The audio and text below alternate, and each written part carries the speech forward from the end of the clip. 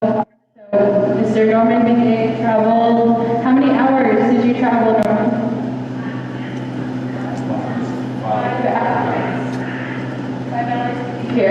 So thank you for being here. Also, thank you, Speaker Demon, for visiting us in Western Agency. I talked to Speaker Demon, and he said the last time he was out here in Western Agency was for the groundbreaking of the Thompson. So it's been some time, but we made an effort to come out to Western Agency. Thank you again for everybody for making a safe drive out here. I know we're going to expect 2 other members to come. We also want to welcome our guests online who are joining us via Zoom. And we also welcome our Executive Director, Ms. Bobby Balt of the Nomination Veterans Administration. Thank you for being here with us. Again, June 20th, 2023, and we're going to call today's meeting to order at 10:10 a.m. Ms. Ramona Nelson, can you help us with roll call this morning? Yes, Madam Chair, roll call for the Budget and Finance Committee of the Nomination Council, June 2023 regular meeting. Honorable Norman M. Begay. Honorable Norman M. Begay is present. Mardo Asseret. Thank you. Mardo Asseret is present. Honorable Abrakanasbat Prati.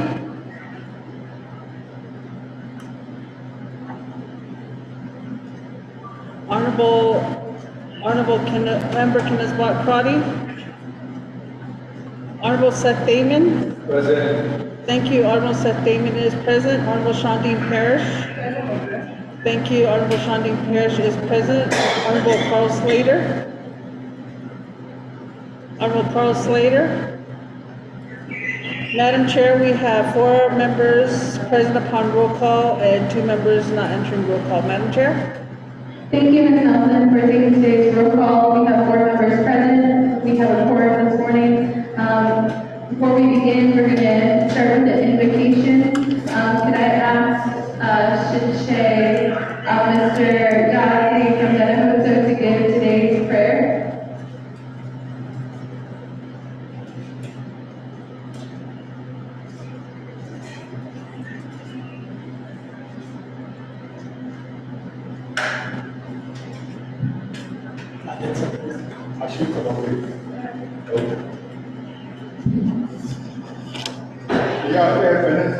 I want to say welcome to our BFC meeting this morning. It's a pleasure being out here with you guys. We're with the Veterans Organization out there, and I'm the commander. And we heard about the meeting out here, so we wanted to be in attendance. And I can't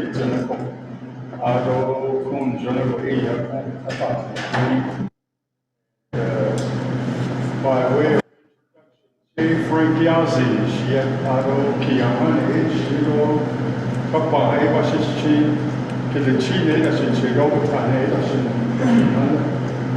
and that's who I am, Ado Cat, and invited me to say a prayer here this morning.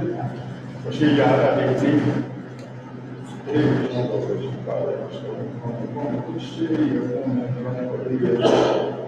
Budget and Finance Committee.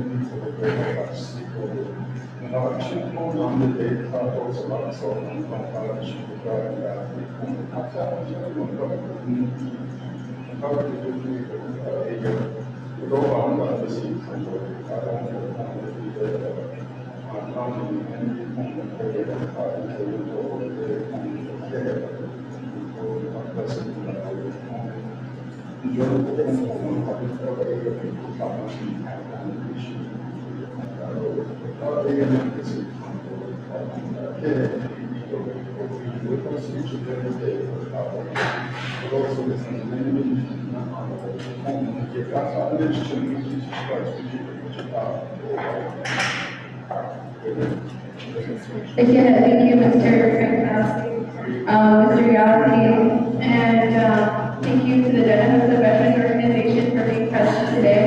At this time, we're going to recognize visiting officials. This morning, again, we have the Genesis Veterans Organization who's here at Kieta. We also have our farm board member, Mr. James Parrish. We also have our Kieta chapter vice president, Ms. Sally. She is the executive director of the Navigation Veterans Administration, who's talking about them here. And I believe we have Mr. Matt Austin, who does everything in Kansas. Thank you, Mr. Matt Austin, for being here. Members of the Budget and Finance Committee, would we like to recognize anybody else at this time? Thank you for being here again. Going to go to opening remarks by the Kansas chapter and staff. Ms. Vice President Sally, she will give some remarks at this time.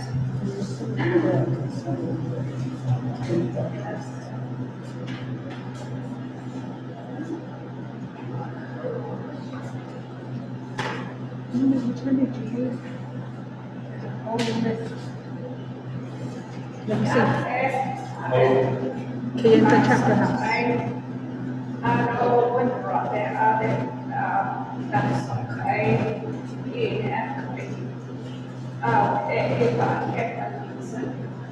Although you don't see that many people here, I'm sure they're out there traveling or attending to their usual chores that they have to do up the band. Yeah, I always have different things and all that. If I was mentioned, or yeah, hey, this is where we're at. It's not isolated to the tourists. They know where Kianta is because it's the gateway to Monument Valley, the famous seven wonderful of the world. To come to places called. This area was established in 1909 and there were traders. The first trader here, Western South, and they established a trader. Actually, they put up camps. Vouching the appreciation that's what we were told. Some of us weren't born back those days. But there's a lot of things that they help with the community. Not only serving the people food and things like that, but they help them with equipment, farming equipment. They get them for them, and I remember my grandfather,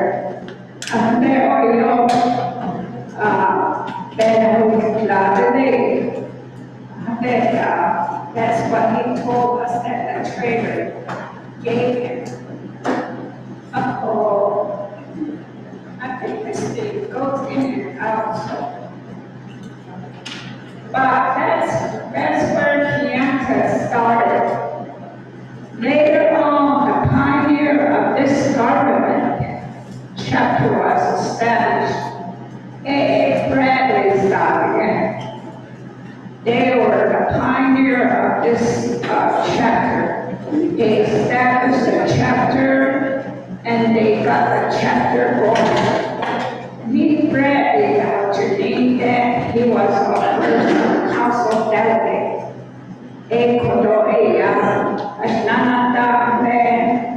Another one of the famous delegate that we have that was from here is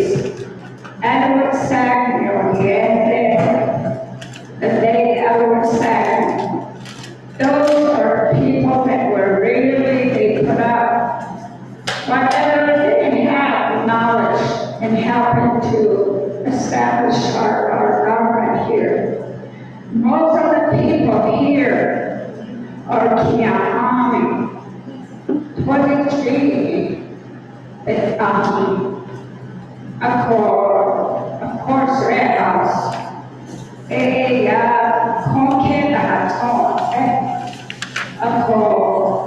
the thing is que grande o ahí depende Adobe Kashida, they raise those here. From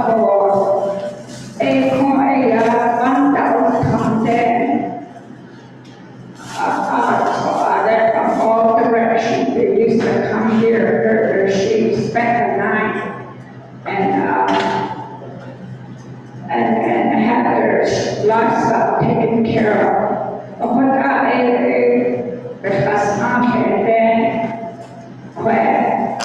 I remember we were small then, it was a great thing to come to that livestock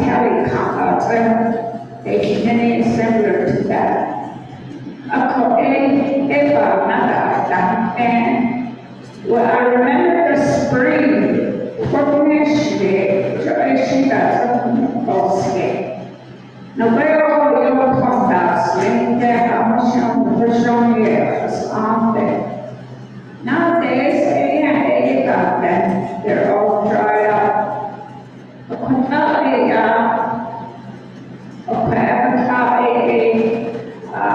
We're known for that. If you can actually from next year or scale. Of course, the way that the Christian that they establish another pilot entity in a way township or because I'm close to the junction. So there is two entities, township and the chapter here. Of course, I choose whichever meeting that they're going to have, we usually attend those. And then they come over here and attend our meetings.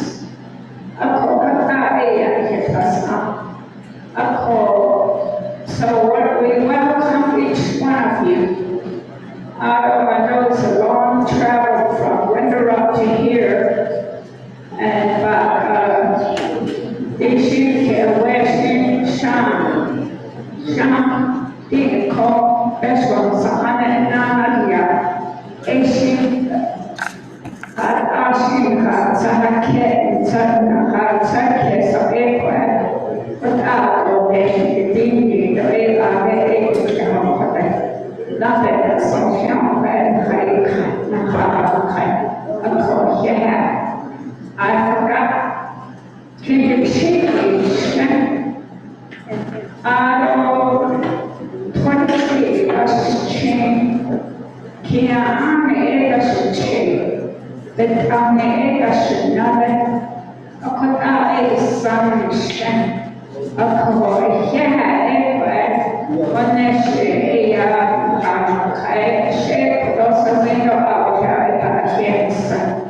I really appreciate you people coming out here all the way from Winthrop.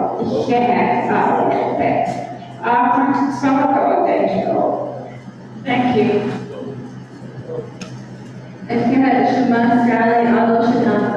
Thank you for providing kind words to welcome Finance Committee to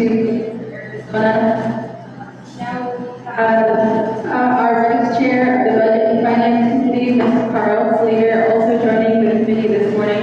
Thank you, colleagues, again for being here at KS. I know it means a lot to our communities that we're out in among our people and across the great Navajo Nation. I know we'll continue to plan to go to each and every one of our committee members' home chapters and regions. So we're very excited to continue to travel. This is the first meeting that the Budget and Finance Committee has traveled before the budgeting season. So you're catching us right before our very busy season for the rest of the application. We're going to continue on with our agenda. We're going to review and adopt today's agenda. Ms. Naka, can you help us with thank you. Before we get to the agenda, we're gonna actually have our committee members do introductions, so everybody, where all the committee members are from. We're gonna start with Mr. Norman Miguel.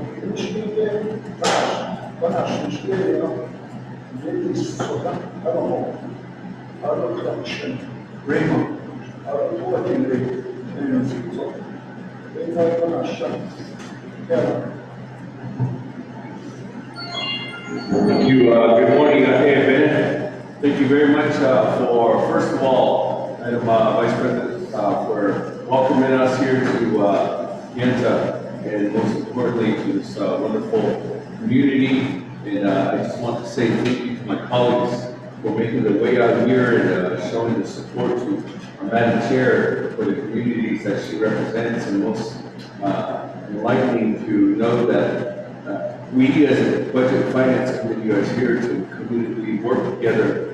And I just want to say thank you to the constituents, whether you're from the community of Denahoso or Chichimito or Shanto or Prescription House, everywhere, parts of Western Agency or even out in the Utah area.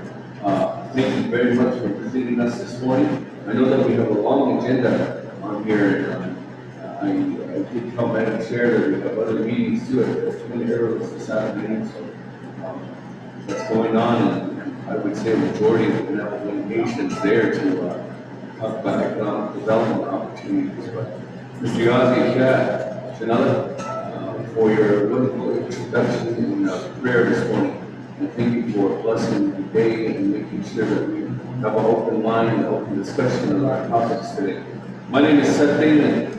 I'm becoming one for an anesthesia to cheating go. I should make that shit shake. Instead of the additional, I come from a place 20 miles south of Gallup, New Mexico, called Bay City.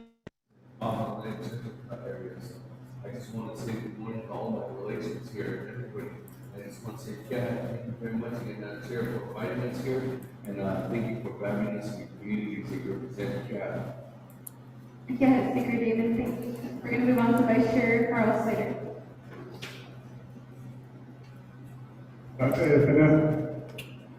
Good morning.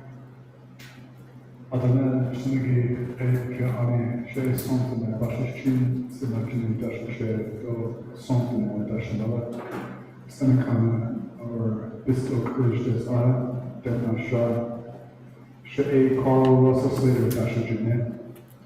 So my name is Carl Slater. I'm Kiani, born for the Jewish people. I say the Star people for the Star of David.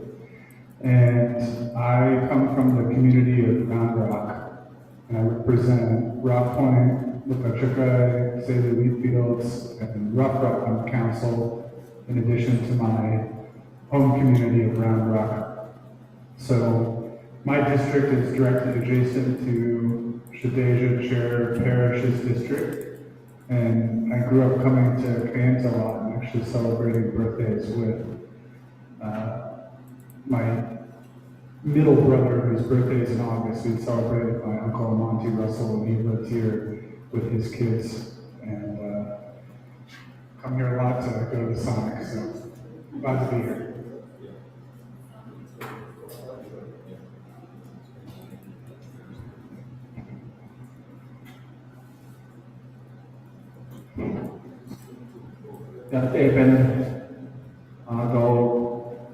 Especially here chair, Shandin, here Bagway, other dog cutting do Henson, other a Kidox financial honey chapter that day, other division director in here, other Sally here, زنقاين سياسي أدو أنا سوقاز ناسو كميشي compadre ساتو جوهلا كارتيتا أي شهر كشميلا شيء لوماردو أزرت إنشيا نانا سكجت أشيلين شلون نا خيرنا Filipino movement Ado e Kashi Dashichi Cheetahs Ado e Nasha Sanders Ado Vanasha e Sasa Anam Mait Hop Haka Ze Hop Kim She White Rooms The Vanasha Ako Ze Yego Shahe Tom Junoshi at the Nizo All Nasananic Juno Naho Nane Kato Ado Nani Taekwa Nahas Kanishi and then not clearly but not is the flex step called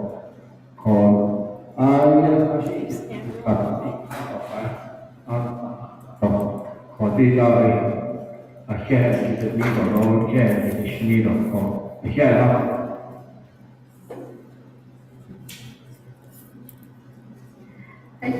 Thank you to the members of the Budget and Finance Committee for taking some time to introduce themselves.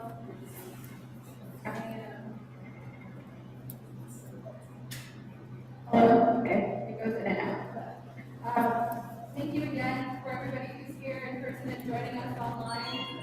We are on the little device over there, so the device can pick up everybody in the room, and we're also on Zoom at the same time.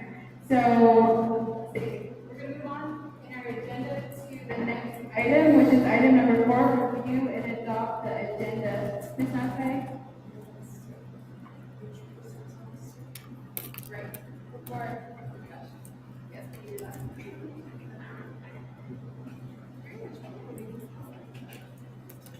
Copies of the agenda.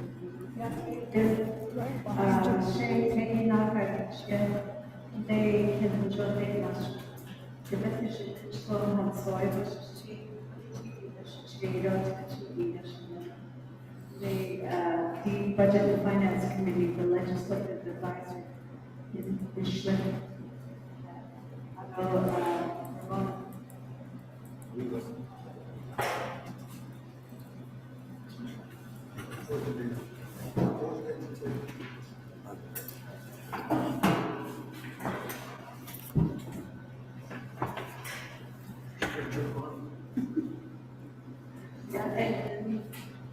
Şey, agora nessa da ou nessa estou na assistir, porque da cheia da cidade, then finance e a nossa system function.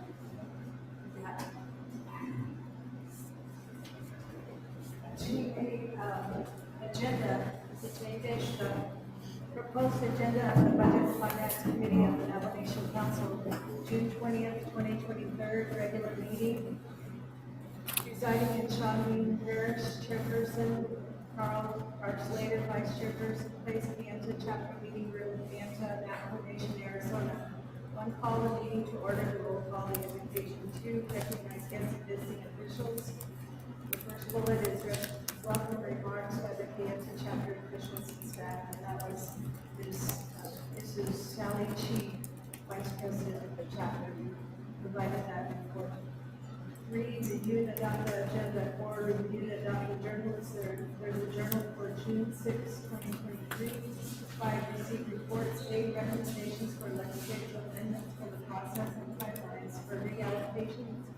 For FRS, presenter is Nell Rodas, Assistant Attorney General, Tax Unit, Department of Justice.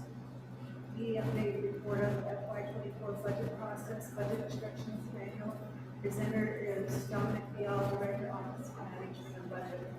C, NTA's rate of expenditure for ARPA funds. Presenters are Gerard Curley, Deputy CFO, and Marty Ashley, Government Liaison, NTUA.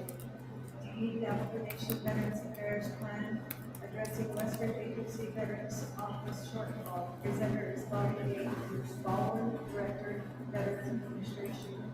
E, update report on ARPA funds allocated for broadband. Presenter is Sonia Dennis, Business Manager, Telecommunications Regulatory Commission. We have update report on ARPA reimbursements to the Citizen Trust Fund and the UUFD. Presenter is Rob Lilly, Accounting Manager, Office of the Controller, and the Railroad Assistant Attorney General, Tax Unit, Department of Justice. G, update report on bond capacity of contractors for ARPA projects.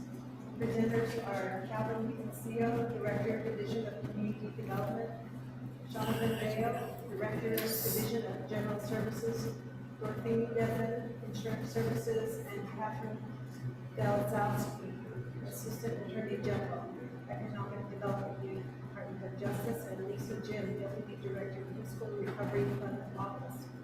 H, report on the ARPA funds allocated to the Division of Economic Development. Presenter is Lisa Jim, Deputy Director, FRF Office.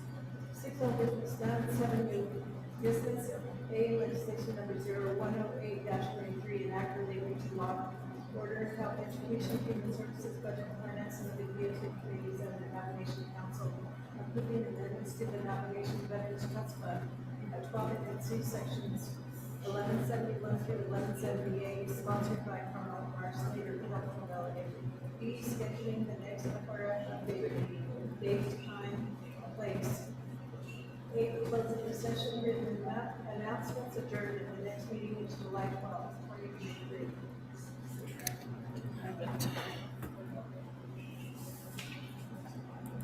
Thank you, Ms. Nakai, and thank you, Ms. Nelson, for introducing yourself. Welcome to Kansas. Thank you for being here, and thank you, Ms. Nakai, for reading the agenda into the record.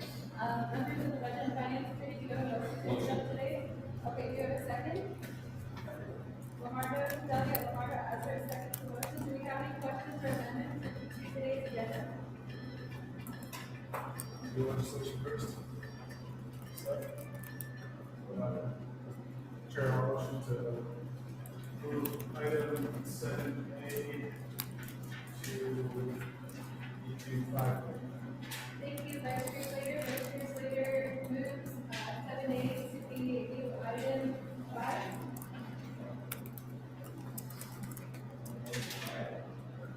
Okay, do we have a second?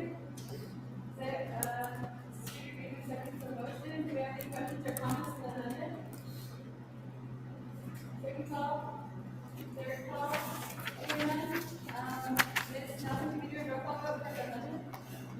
Yes, Madam Chair, roll call vote for the amendment number 1. Marto Asseret, how do you vote? Thank you. Marto Asseret votes green. Honorable Norman M. Begay, how do you vote? Thank you. Honorable Norman M. Begay votes green. Honorable Seth Damon, how do you vote? Honorable Seth, thank you. Honorable Seth Damon votes green. Honorable Shondine Parrish, how do you vote? I'm sorry. Honorable Carl Slater, how do you vote? Green. Thank you. Honorable Carl Slater votes green. Honorable Amber Kenneth-Bott-Crotty, how do you vote? Honorable Amber Kenneth-Bott-Crotty, how do you vote? Madam Chair, we have 4 members voting in the affirmative, 0 opposing. Madam Chair, not voting, and 1 member not voting. Madam Chair? Thank you, Ms. Nelson, for taking today's roll call vote on the amendment. The amendment passes. We're going to go back to the main motion with the amendment.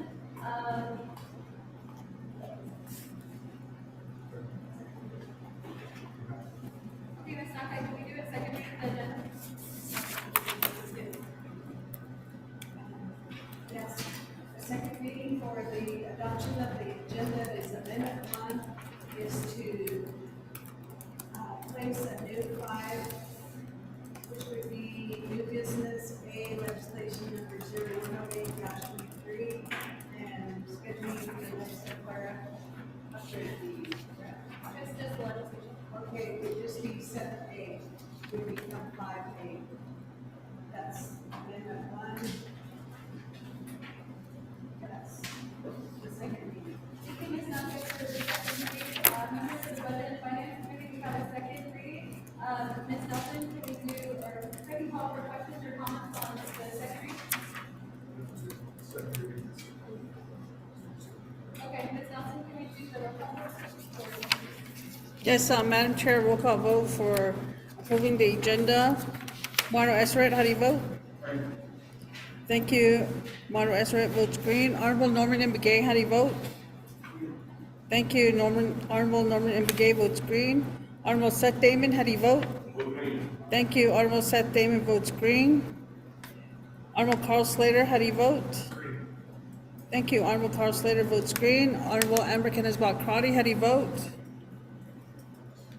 Honorable Amber Kenneth-Bach Crotty. Madam Chair, we have 4 members voting in the affirmative, 0 opposing. Madam Chair, not voting, and 1 member not voting. Madam Chair? Thank you, Ms. Nelson, for taking today's roll call vote. Members, we have a agenda before us. Let's move on to item 4, review and adoption of the journal from June 6, 2023. Ms. Rockright, the journals have been electronically registered at your stock, or Ms. Nelson?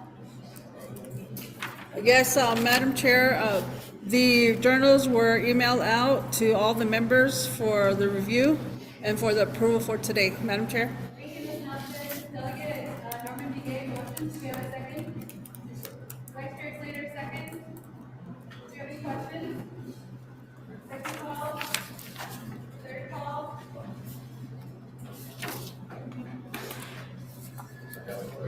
I don't have a question, but I just want to know clarity on this. Look, Madam Chair, Okay. I don't, wait, I have a lot of questions to answer. We're on the third. Oh. One second, we're almost there. We're almost there. Okay, Delegate Begay, motion for the, to accept today's journal, the Vice Chair, second the motion. Yes. Sorry, Delegate Adler, yes. Okay, Ms. Nelson, can we do the roll call vote to accept today's journal? Yes, Madam Chair, so the motion was from Honorable Norman M. Begay, and second from Marno Esseret. Right? Okay. Roll call vote on adopting the journal, Marno Esseret. Thank you. Marno Esseret votes green. Honorable Norman M. Begay votes green. Honorable Seth Damon, how do you vote? Thank you. Honorable Seth Damon votes green. Honorable Carl Slater, how do you vote? Green. Thank you. Honorable Carl Slater votes green. Honorable Amber Kenneth-Bach Crotty, how do you vote? Madam Chair, we have 4 members voting in the affirmative, 0 opposing. Madam Chair, not voting, and 1 member not voting. Madam Chair? Thank you, Ms. Nelson, and thank you, members of the Budget and Finance Committee, for adopting the journal from June 6, 2023. We're going to move on to new item number 5, which is legislation 010823, an act relating to the law and order, health, education, human services, budget and finance, and the Navigation Committee with the Navigation Council, approving amendments to the Navigation Veterans Trust Fund Act 12 NC subsection 1171 and subsection 1178, sponsored by Vice Chair Carl Slater and also co-sponsored by Speaker Seth Davis.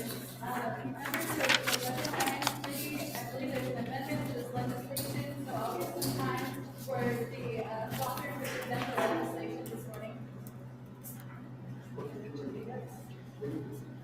read the title. Yeah.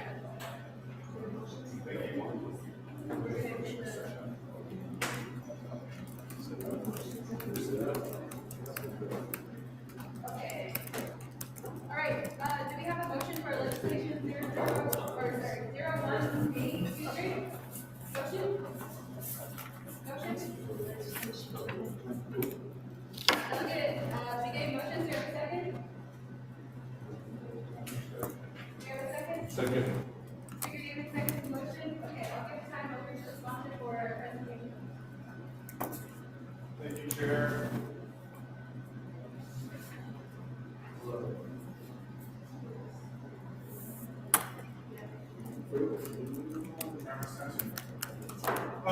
I'm just gonna try to speak loudly, we'll see if that'll actually work. People want to hang up the phone, and then, I sent it to Peggy, but I don't think I'll send that to the committee, I'll forward it to you all right now. It's a calculation that was put together by the, Morgan, what's your, which one you, Senator Supervisor. We'll send out the 10:06. And then, Delegate Crowder. Okay, so this legislation is brought before you to rectify an issue where there's conflicting language between the 2018 and 2021 Veterans Trust Fund Act amendments. And essentially, as you'll see in the attachment that I'll be getting in a moment, the conflict leads to a reinvestment of more money than was ordinarily reinvested in the past. And so, usually there's a certain amount of funding that's made available. It's dependent on revenues to the nation and interest income. And the 2021 amendment says that when you combine those two things together, you'll put, after manager's fees, et cetera, you will put 25% back into the Veterans Trust Fund, so you'll reinvest that money to cover the cost of inflation and ensure that the Veterans Trust Fund continues to grow. And then you're going to make 75% of the funding available to veterans assistance. And right now, if you look at the attachment I sent, on the far left side, you go to the very bottom, and you see line 3, reinvestment. Last year, in the annual budgeting cycle, we ended up with this issue, where unlike any year in the past, we were reinvesting a lot of money because this was the first year in which these amendments went into effect. And because of that, the council had to allocate supplementary funds from the general fund.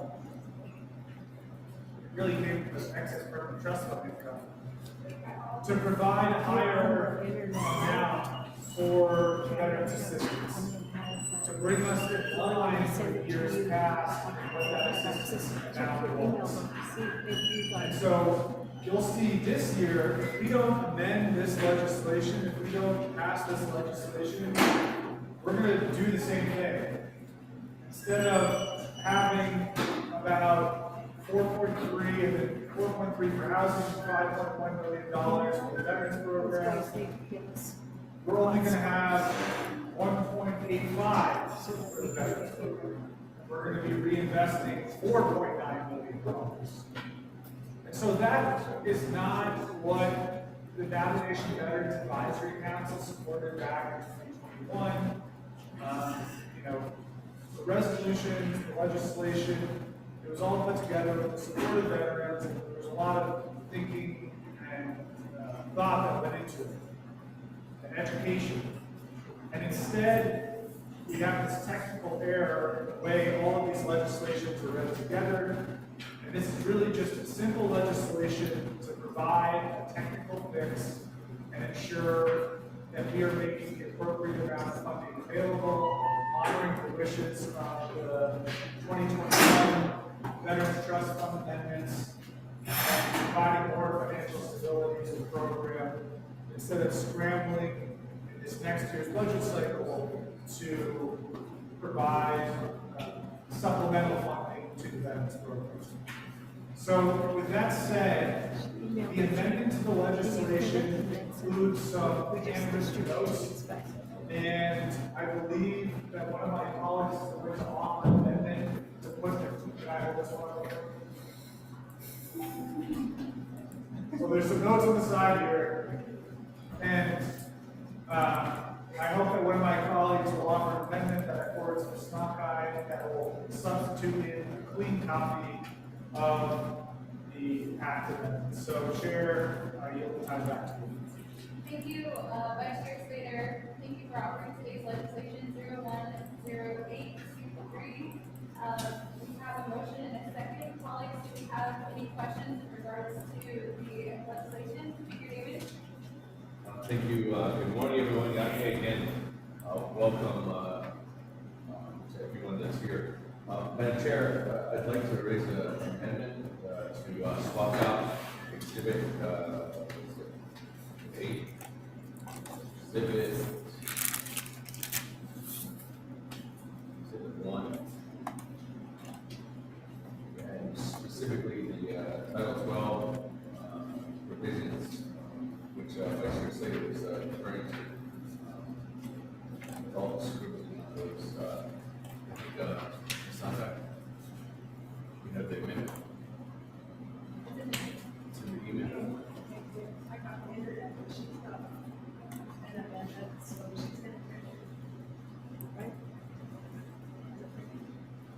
This is barely coming out. I don't know if it'll print. It's not.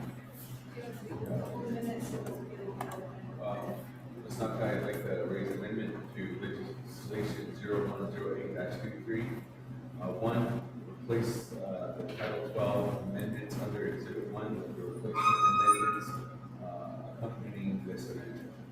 Two, renumber and reletter succeeding paragraph sections of exhibits and necessary and appropriate. The Office of Legislative Services and the Office of the State Council authorized to make technical edits to the legislation as it as exhibits to implement the committee's intent. This amendment supersedes inconsistently with any other amendments. That's my motion. Thank you, Speaker David. We have a motion for amendment number 1. Do we have a second to the amendment? Second to the amendment? Delegate Astor, second to the amendment. Do we have any questions in regards to amendment 1? Second call for questions. Third call. If you're done, Ms. Nelson, can you do roll call vote to accept amendment 1?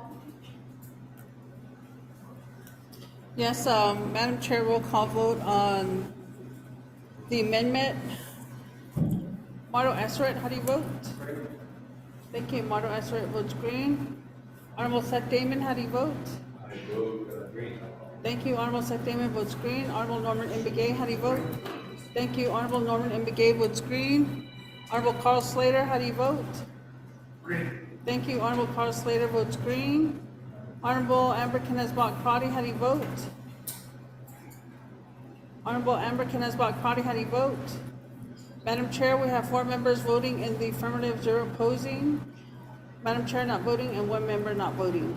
Thank you, Ms. Nelson. Thank you, colleagues. We're taking action on amendment 1 to legislation 010823. We go back to the main motion. Colleagues, do we have any other questions or comments in regards to the legislation?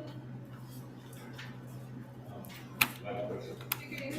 My question is going back to the sponsor. I know that Thursday, 2 weeks ago, I don't remember what Thursday, what day was into the Navajo Nation Veterans Advisory Council had a meeting.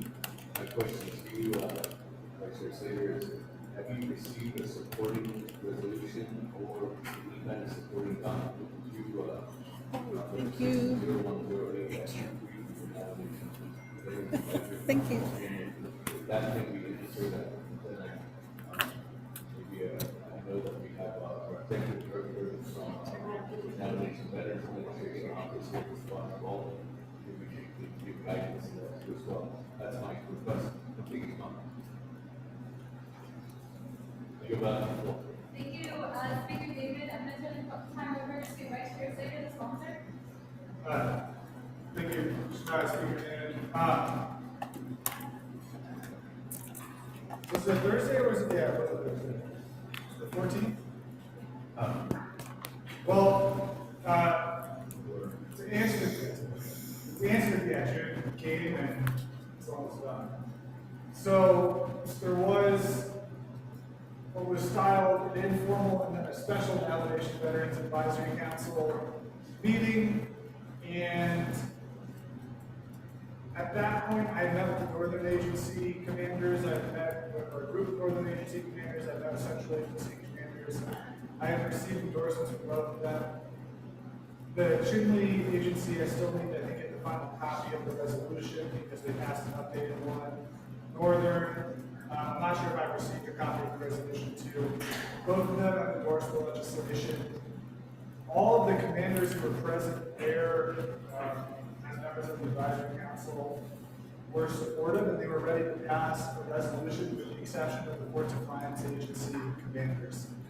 And they were going, I guess they hadn't read the legislation until I got there, and they wanted me to present for their agency commanders. It seemed like they weren't comfortable presenting the legislation themselves to their leadership. And so at this time, we don't have a resolution because they said there was not one drafted for the special meeting, but they said that at the next regular meeting, which I think is the first week of July, second week of July, so They will consider the resolution to endorse the legislation. Now, if your or other delegates' support is premised on an NBAC oral declaration of support, then I will write a formal letter to the Veterans Advisory Council in this fall requesting a special meeting. If we're going to have a special council session before the summer session. But as things stand right now, the second week of July is still before the summer session, and it will allow us to have that resolution prior to consideration of when that resolution comes. So, there's a lot more to answer your question than just a simple yes or no, but I hope that gives you some context. Thank you, Vice Chair Slater. I think also you have to kind of work to our executive director to further add on to thank you, Honorable Chair, Honorable Delegates, with regards to the proposed advisory council unity and the presentation of they are in accordance with what is being proposed and to the best of our knowledge, understand what is going to transpire and they are prepared. However, there is no formal resolution at this time. Thank you, Ms. Wilson. Members of the Budget Advisory Committee, do you have any other further questions in regards to the legislation? Second call? Actually, we're gonna have a second read of the legislation. Ms. Nafek? Okay, for legislation number 0108-23, amendment 1. One is replace Title 12 amendments under Exhibit 1 with the replacement amendments accompanying this amendment.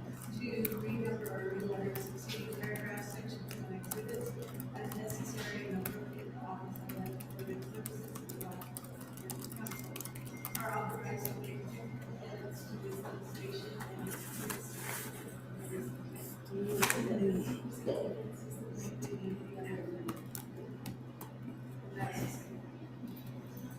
Thank you, Ms. Nafek.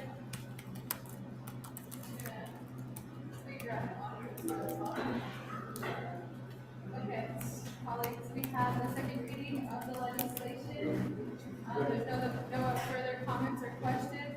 Ms. Nelson, can you do the roll call vote on the legislation 018083? Yes, Madam Chair, roll call vote on legislation number 0108-23. Marto Asseret, how do you vote? Thank you. Marto Asseret votes green. Honorable Seth Damon, how do you vote? I vote green. Thank you. Honorable Seth Damon votes green. Honorable Norman M. Begay, how do you vote? Green.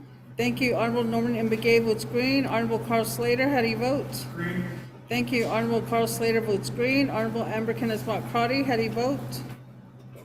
Honorable Amber Kenneth-Bott Crotty.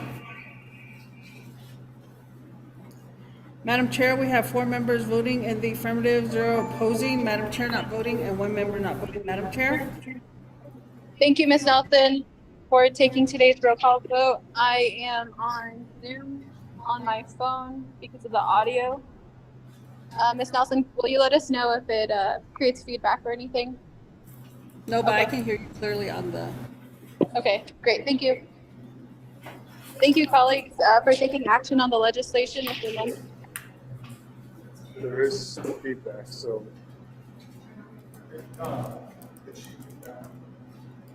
Maybe, Ms. Nelson, can you mute the, you can mute your laptop, and then we'll use the audio from my phone. That thing just doesn't extend over here. So I think Yeah. there's no outlet over here. Only Wi-Fi for that works in that corner. Could you just mute the owl? No, Oh, no, mute that one. mute the, mute the, Mute the owl. Meet the owl? okay. I mean, the hot. Is it red? Kitchen. Kitchen. Okay, all right. I think that's good. Can everyone on the call hear us? Can you give us a thumbs up?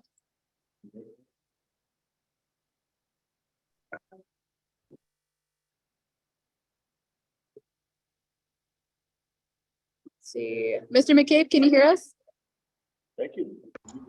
Yeah, sorry, can't find the thumbs up. I can hear you. Okay, great. Thank you, Mr. McCabe. Mr. Willie also gave us a thumbs up. All right, okay, so we will proceed with our meeting.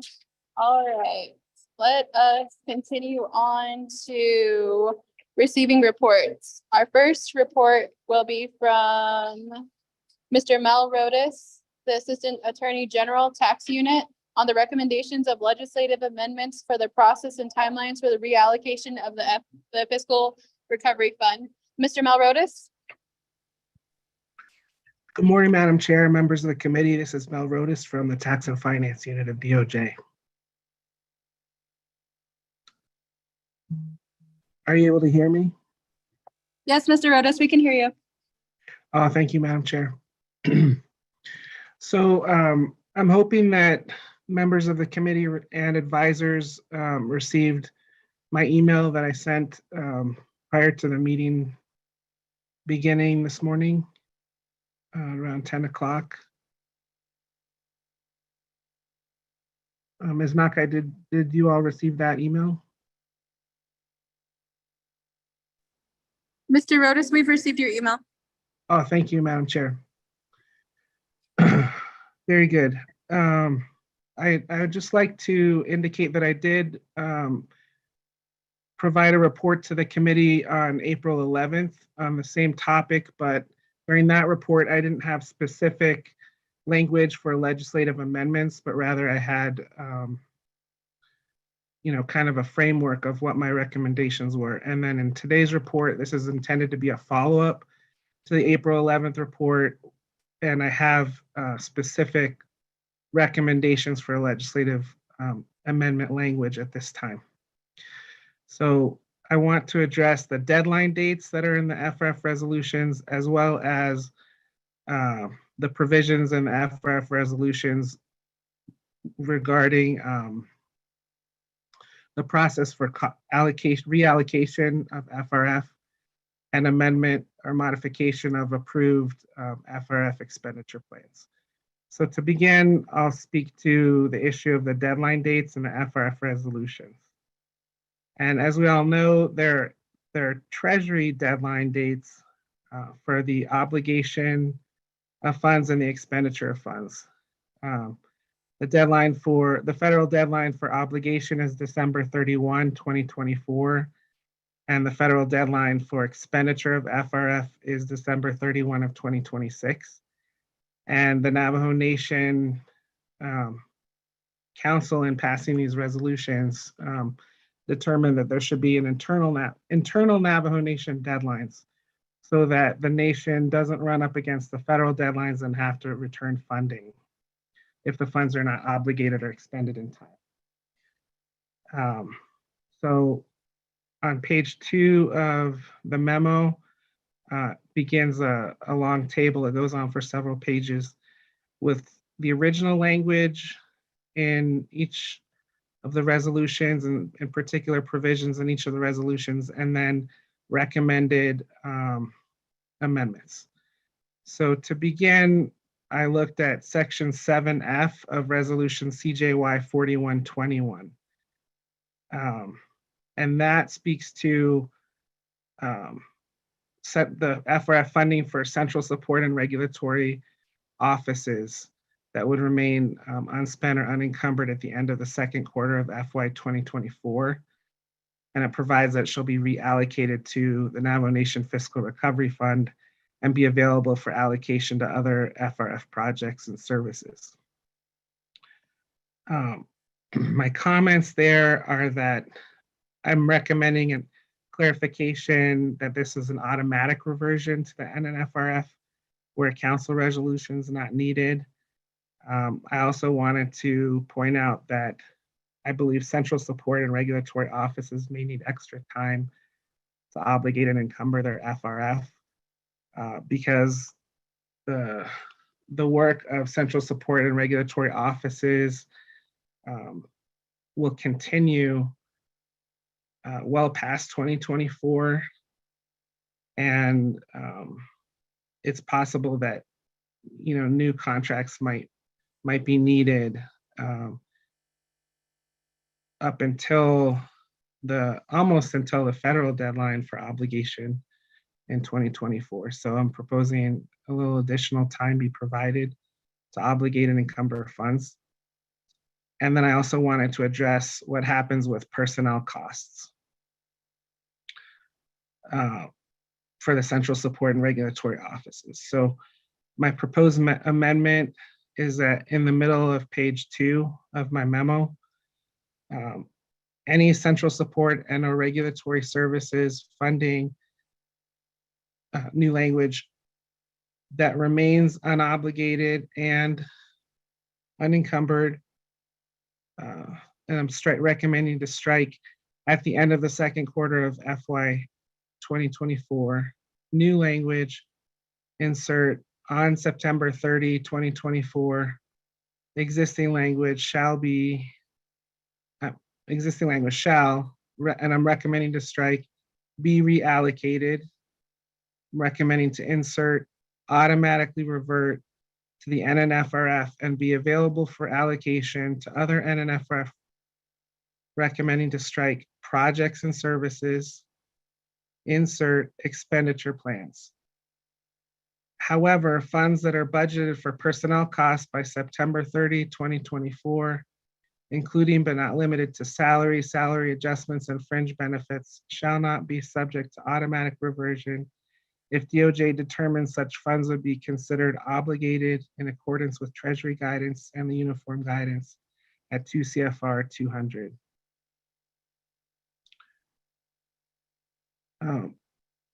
Madam Chair, do you want me to go through all of the proposed amendments, or did you want me to pause after each proposed amendment?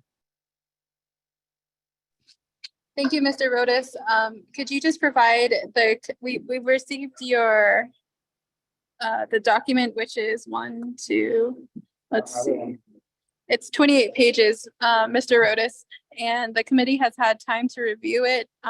Great. You don't have to go through every amendment. Could you just give us the overview and summary of the amendments, its intention, and I'll open up the questions after that to the committee. Oh, certainly. Thank you, Madam Chair. I'm glad that you have the memo in front of you. That's helpful to know. In terms of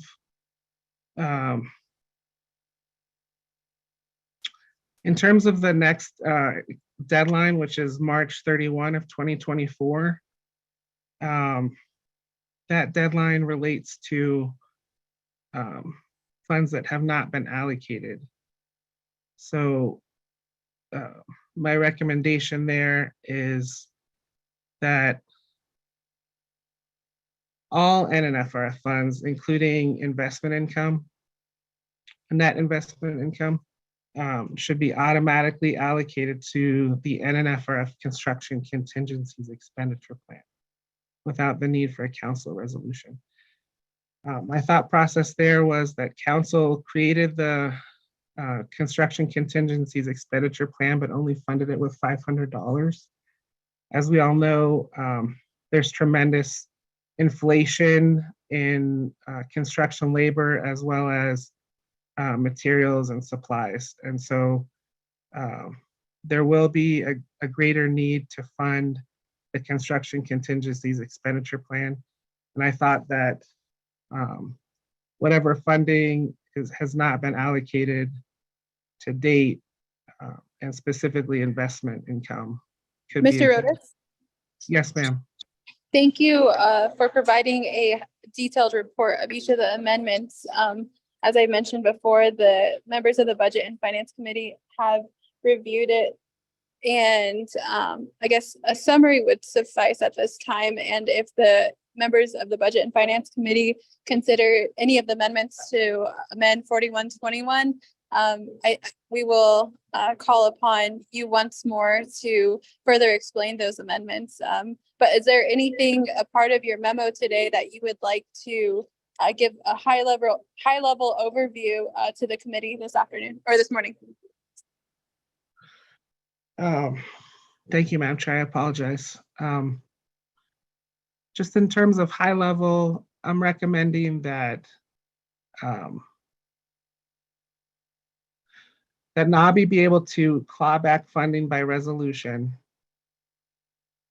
but that certain deadline dates be changed so that there's an automatic reversion to the NNFRF of funds that have not been obligated in time or expended in time by such proposed deadlines.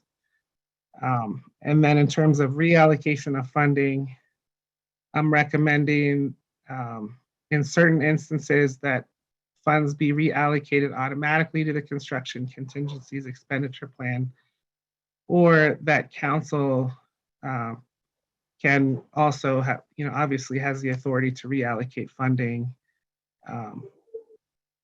to any Navajo Nation FRF expenditure plan. So that's kind of high level in terms of the deadline dates. And then, Madam Chair, did you want me to go into the next section about the reallocation process?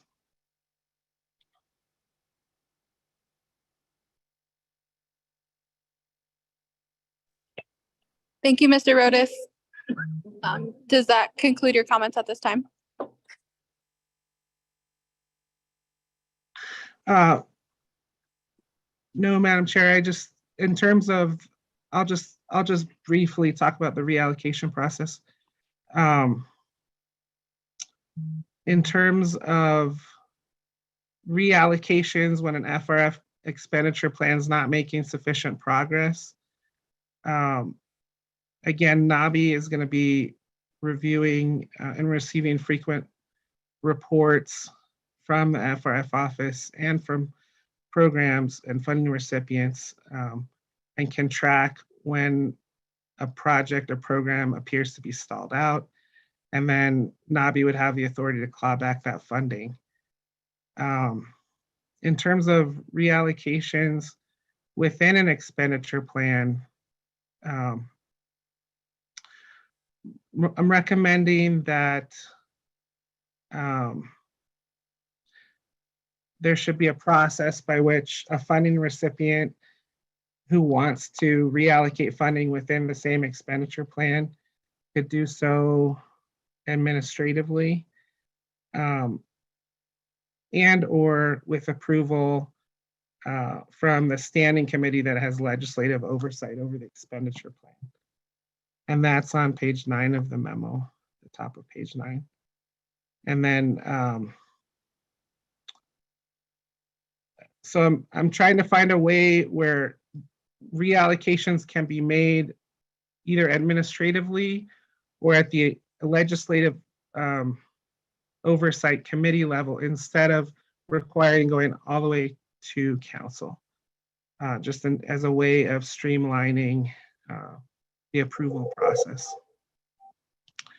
And then in terms of, and this is on page 10 of my memo, in terms of reallocating funding within a delegate region project plan, I'm suggesting that if there's an increase in the amount of FRF, or if there's a change in the purpose and intent of the project, then it should go back to council. But if it's that there's a substantial change to the scope of work of the project, I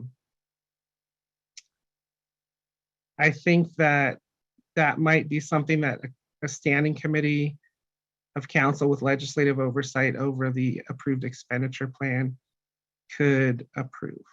So I'm making that recommendation.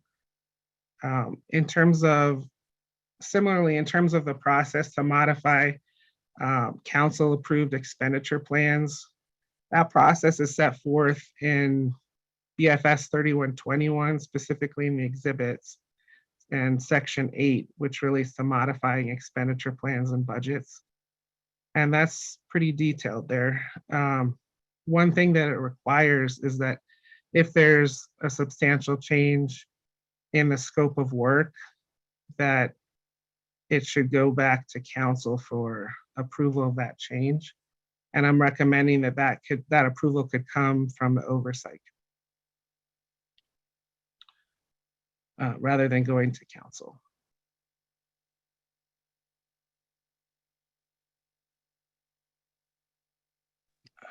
Thank you, Mr. Rodas. We're adjusting some microphones in the Kanta chapter right now, so we apologize for the interruption if there was any. Mr. Oh, no, Rodas, is that? Oh, it's okay. no problem, Madam Chair. And then section D of my memo on page 13 speaks to the reallocations to the FRF construction contingencies expenditure plan, and it just goes through the various provisions that provide for automatic reallocation to construction contingencies. And those amendments are also in section A, but they can be found at CJN 2922, section 12C, 13G, 13H, 13I, J, and K. And that would conclude, that's concluding the high level overview, but I stand for questions. Thank you, Madam Chair, members of the committee.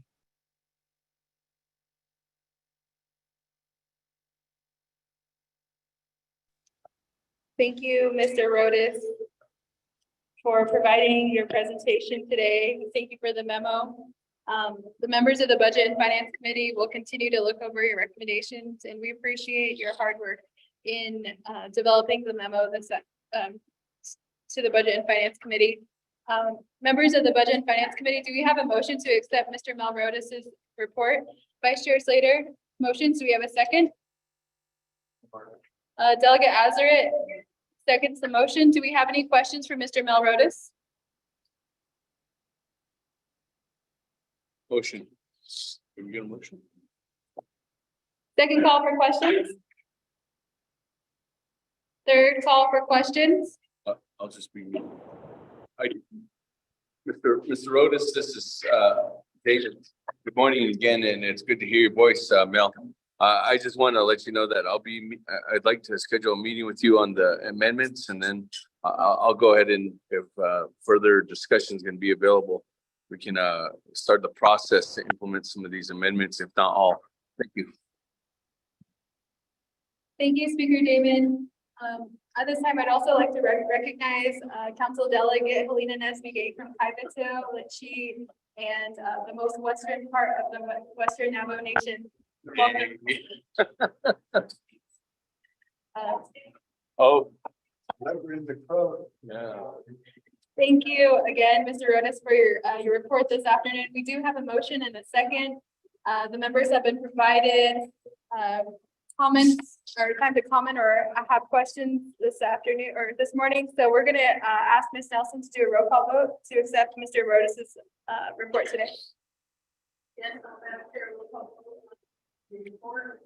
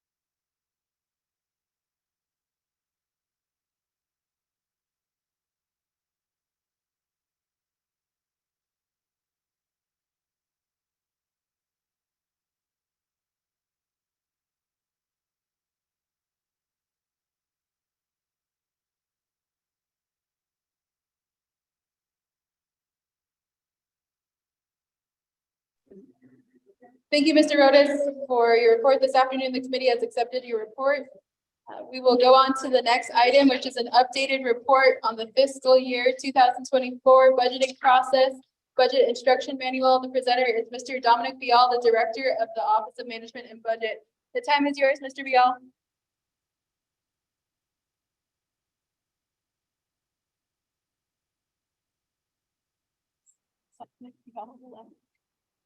Dominic Bial.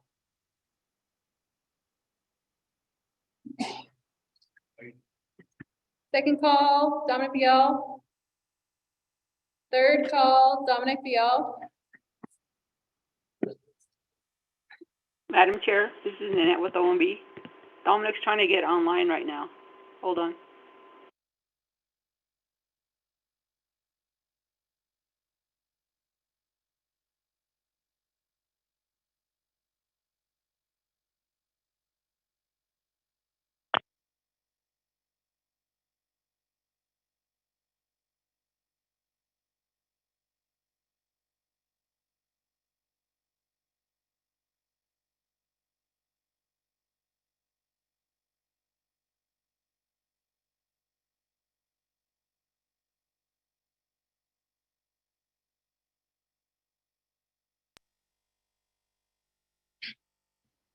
Thank you. Is Mr. Vial on the call now? I did see on our Zoom that he left the call. Does anyone from OMB know the status of Mr. Vial?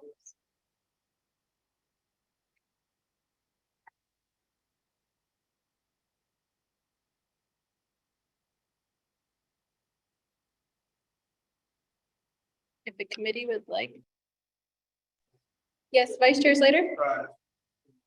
Mr. Bial's not on the line. Can we go ahead and accept the written memorandum as the report and then Chair, I guess, issue a directive to get a copy of the BIM as quickly as possible to the committee members to review prior to the drafting of legislation to adopt the BIM, because in the memo, it says they're not going to do level of detail 6. I'm going to vote against any budget instructions manual that does not have level of detail 4 or higher. What's your time frame? As soon as possible. Within 5 days. It's fine. By Friday. No, because then it's 5 days. It's 5 days. Thank you, Vice Chair Slater. Vice Chair Slater has a motion on the floor to accept the report and to, for the Budget and Finance Committee to provide a directive to the Office of Management and Budget to give the Budget and Finance Committee the draft form of the BIM at this point as soon as possible. Speaker Damon seconds the motion. Colleagues, do we have any questions or comments in regards to the motion? Second call. You gotta get a second. Third call. I hear none. Ms. Nelson, can you take today's roll call vote on the amendment? Or sorry, on accepting the report with the directive? I guess I'm sure I should get the thing on that. Speaker Damon? Okay, thank you. Yes, Madam Chair, roll call vote on accepting the report. Oh, I think I am. Mark, that's right. Let me think about it. He's thinking, come around after.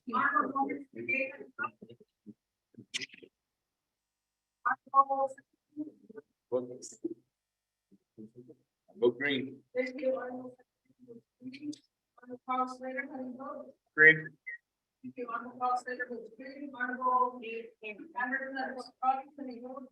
Delegate Crotty votes green via text.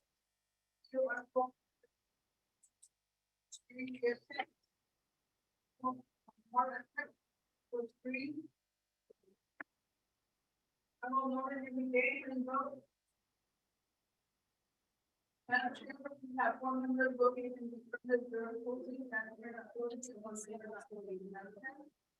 Thank you, Ms. Nelson, for taking the roll call vote today. Thank you, committee members, for taking action. We're going to go on to item C, NTUA's rate of expenditure on the ARPA funds. The presenter is Mr. Gerald Curley, the CFO of NTUA, and we also have Mr. Marty Ashley, the government liaison from NTUA, present.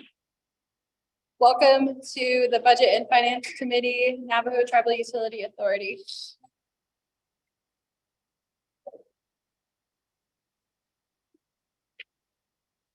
I'm going to hand over the mic to you all to give your presentation.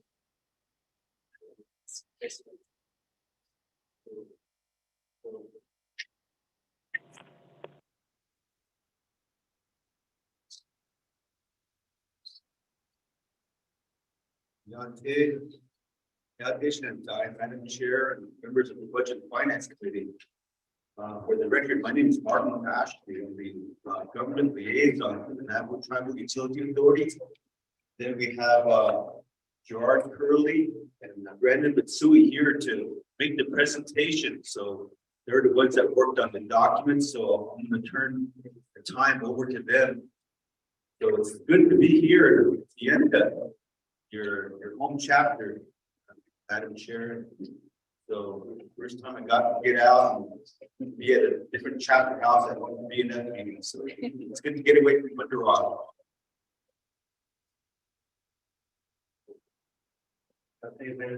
Madam Chair, members of the Finance Committee, today, I'm considering the share of the scheme initiative. By registering cost of initiative, utility authority without thank you for having us today. Hi, good morning, Shay, Jerome, Legan, Shay. As you can see, we must change the changes, change last week, this is one. Madam Chair, members of the Finance Committee, Penny has out some documents in regards to the presentation today. What we'll be going over is the presentation as it relates to our expenditure. And then the second document are documents related to what we've accomplished. So within those is our expenditure, the document and kind of elaborates the accomplishments that NCWA has had. At the later part of this document, it goes over the past due relief program, as well as some resources that we have for customers. And then it also gives you some information on later now. So the document that we want to start with today is on the new report. What we want to go over today, if you turn to page 2, is looking at the funding that NCWA have received as it relates to ARPA. So as you guys know, NCWA has received ARPA funds for both defunded cares as well as ARPA funds. The first one is the ARPA funds, and the second bottom portion is the ARPA defunded cares. When we look at the NCWA ARPA budget versus actual, this is what was approved, the budget amount. The total amount is not correct, so that needs to be updated. All the other amounts are correct, it's just the total amount under the ARPA. That one has 150 million. However, the total amount should be 246 million, 415,338. And then the funding that has been received by NCWA, the total should be 90,200,000.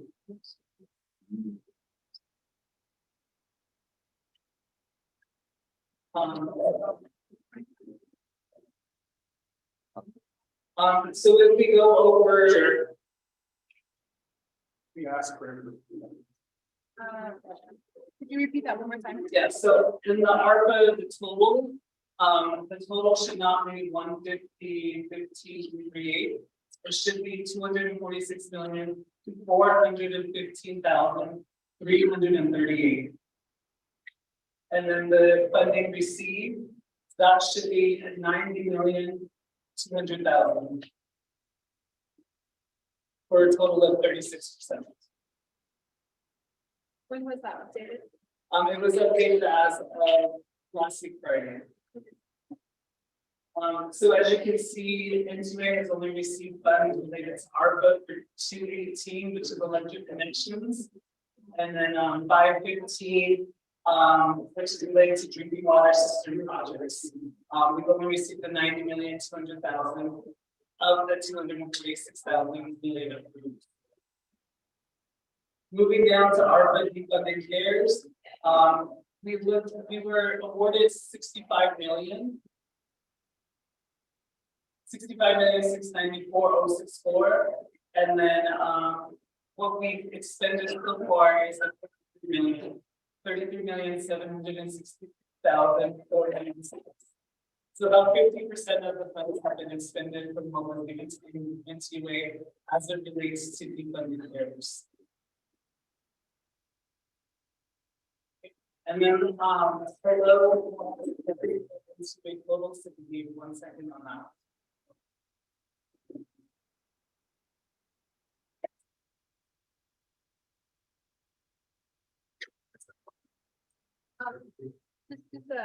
You'll do the report and then. Okay, we're gonna move on to, the third page, next. Again, this, breaks down our good detail, so this is, what legislation is CJN 29 out of 2020. So this shows the breakdown of what we received and some of the expenses that we already applied. And so you'll see that there were already extensions that have been made. And the amount of $4,596,191.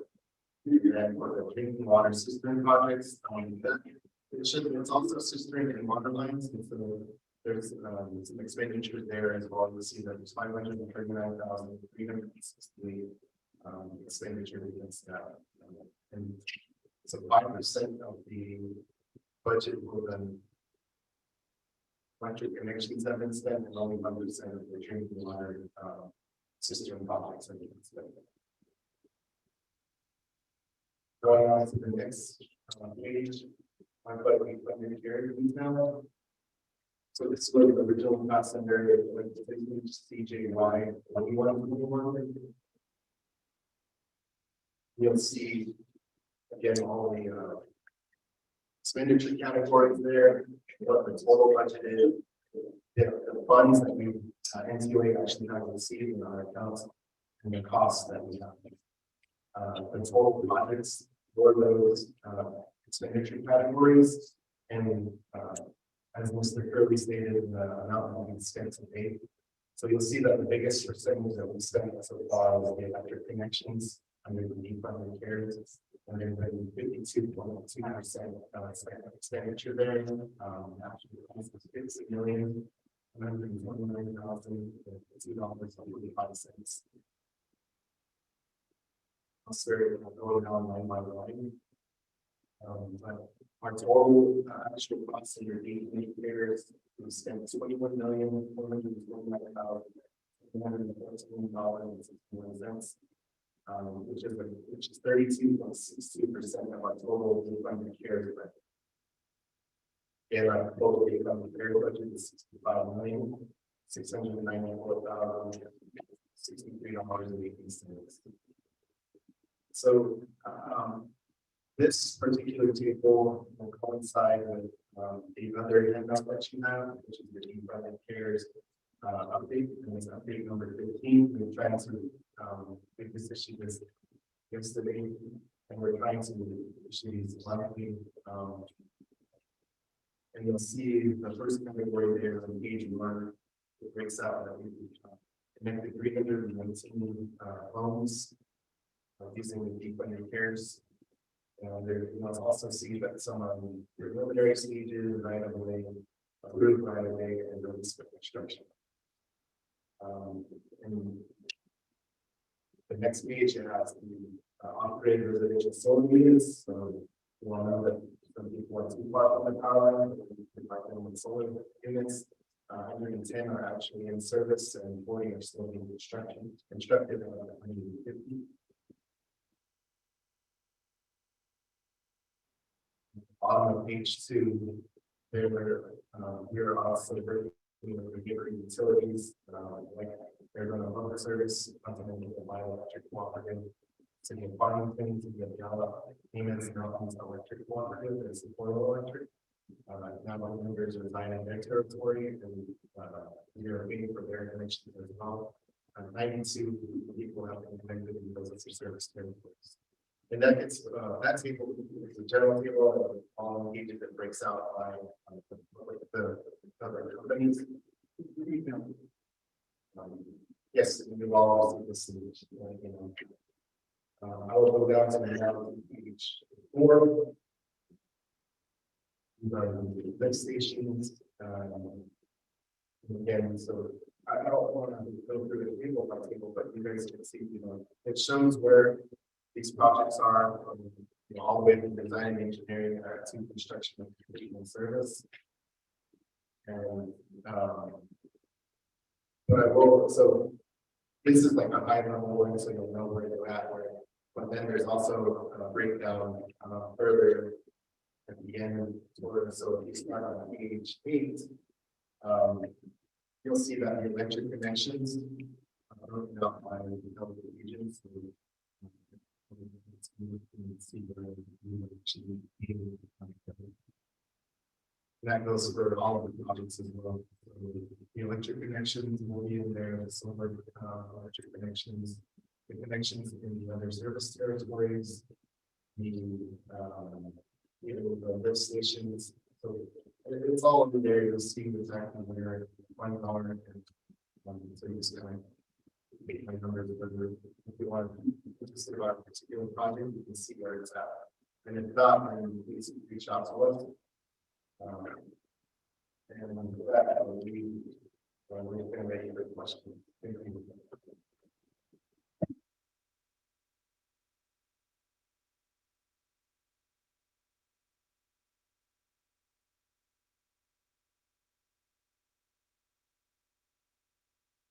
Again, thank you, California Utility Authority for your presentation today. Colleagues, do we have a motion to accept the report? Motion.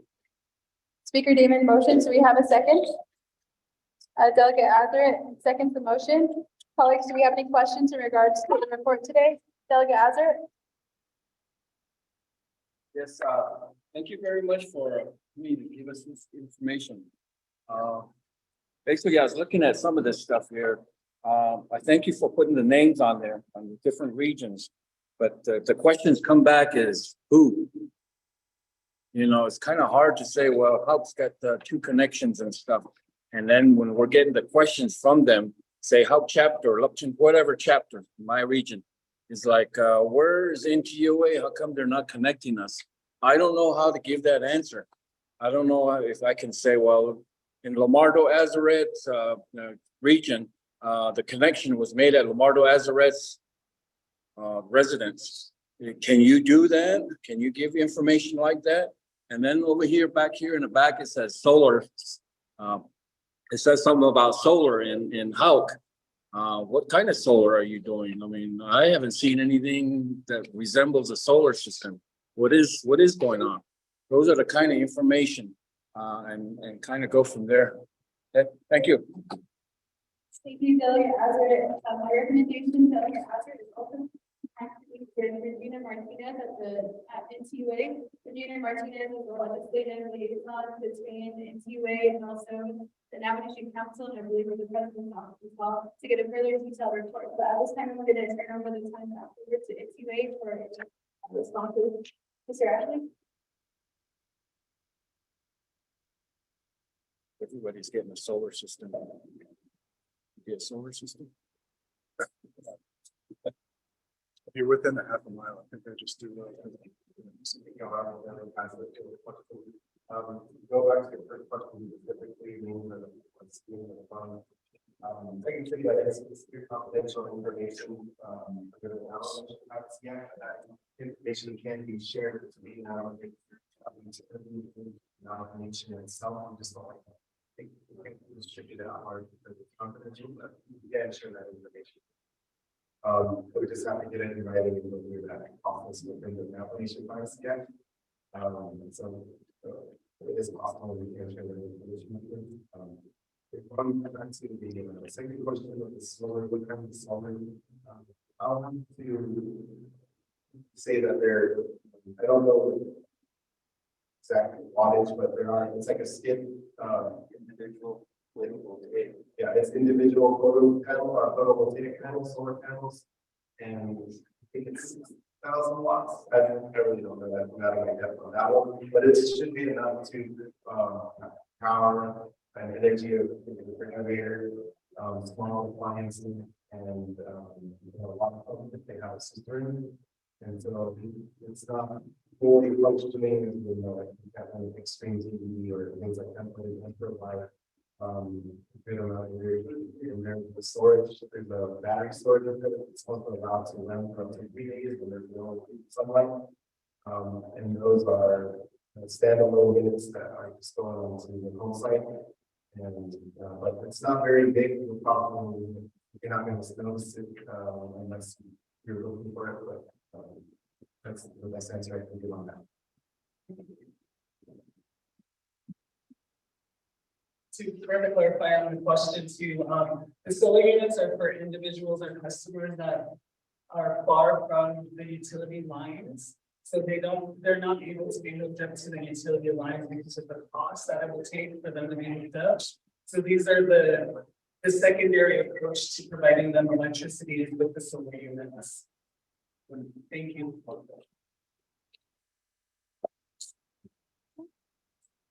Thank you for the responses, NCUA. Colleagues, do we have any other questions? Vice Translator? Thank you very much, Chair. Thank you, NCUA, for the presentation. I have a request. Can you update this slide deck, this one, and then the one fix the numbers, and then two, if you can put the dates of allocation, like when the president signed the bill into law, when you sign the subrecipient agreements, and then when you actually receive the funding, and then parallel to that, include when you commence planning, and that can be an estimate. I know that that's something that's kind of ongoing for a while.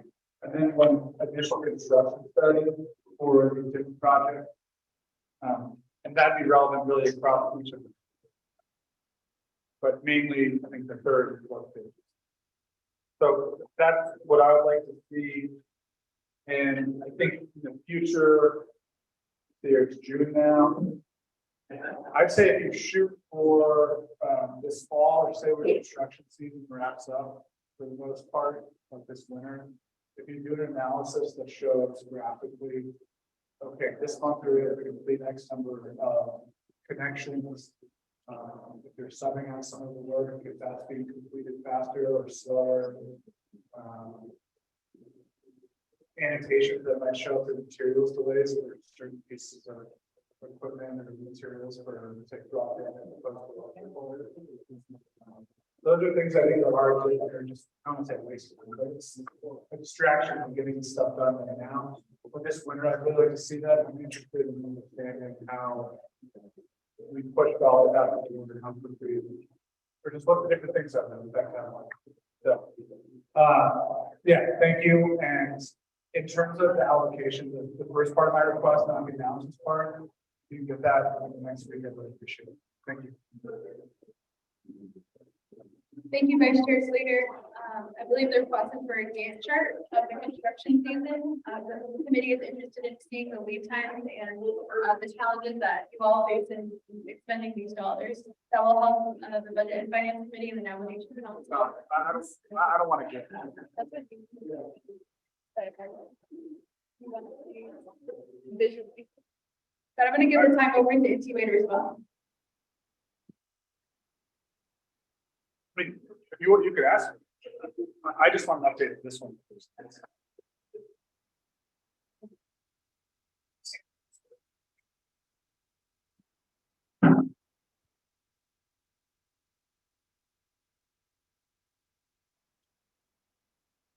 Thank you, Delegate Slater, for the request. Just to clarify, you had two items that you requested. The first one being that you wanted the slide deck to be updated.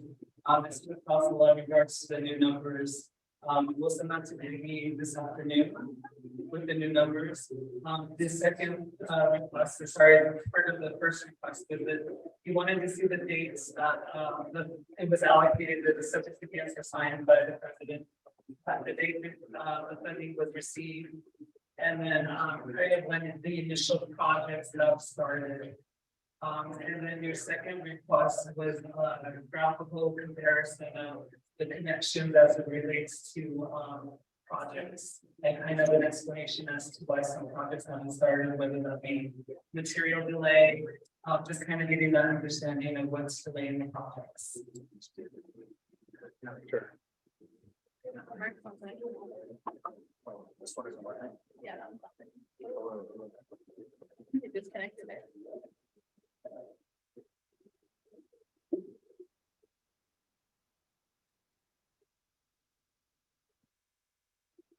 Vice Chair Slater?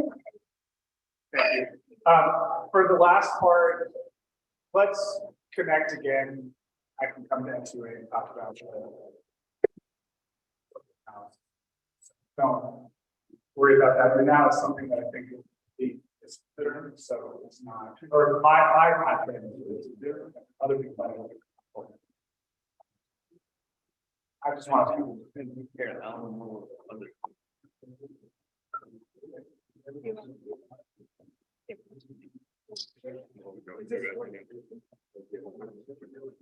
Anybody have any questions? Oh, God. Speaker David has a question. Thank you very much.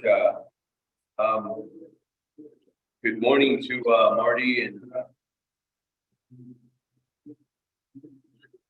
to your team here. And,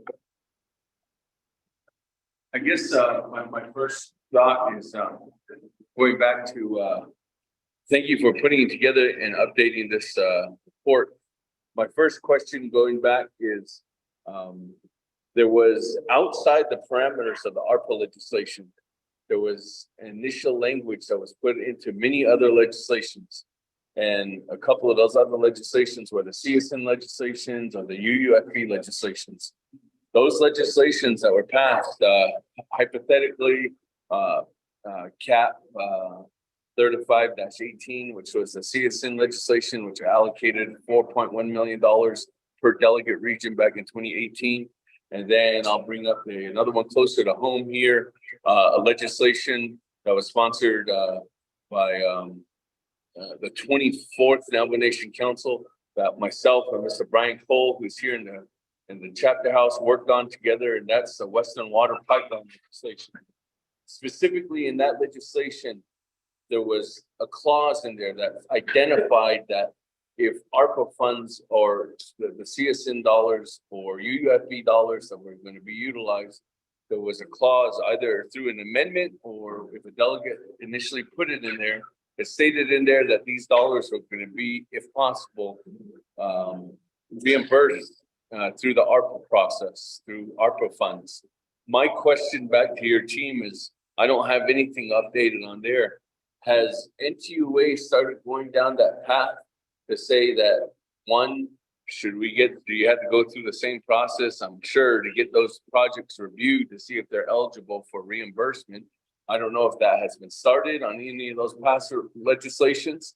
The second portion is trying to identify if those projects are going to be funded through or reimbursed through the ARPA funds and then not utilizing either the CSN or UUFB dollars.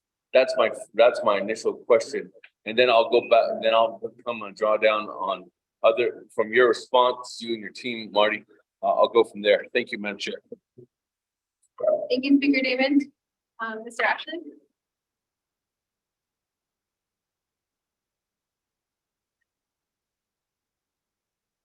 Thank you, Kelvin Damon, for your question.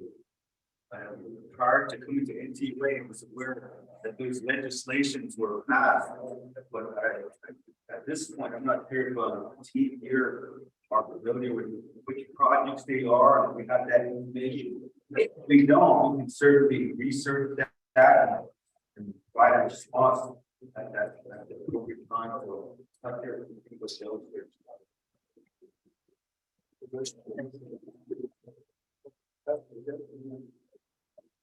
Delegate David, and in response to your question, we are currently analyzing that information because we have a lot of projects that we're going through in regards to the funding source. So we're analyzing those items right now as we speak, and we probably don't have an answer for you until probably end of third quarter. So that's kind of an update in regards to your.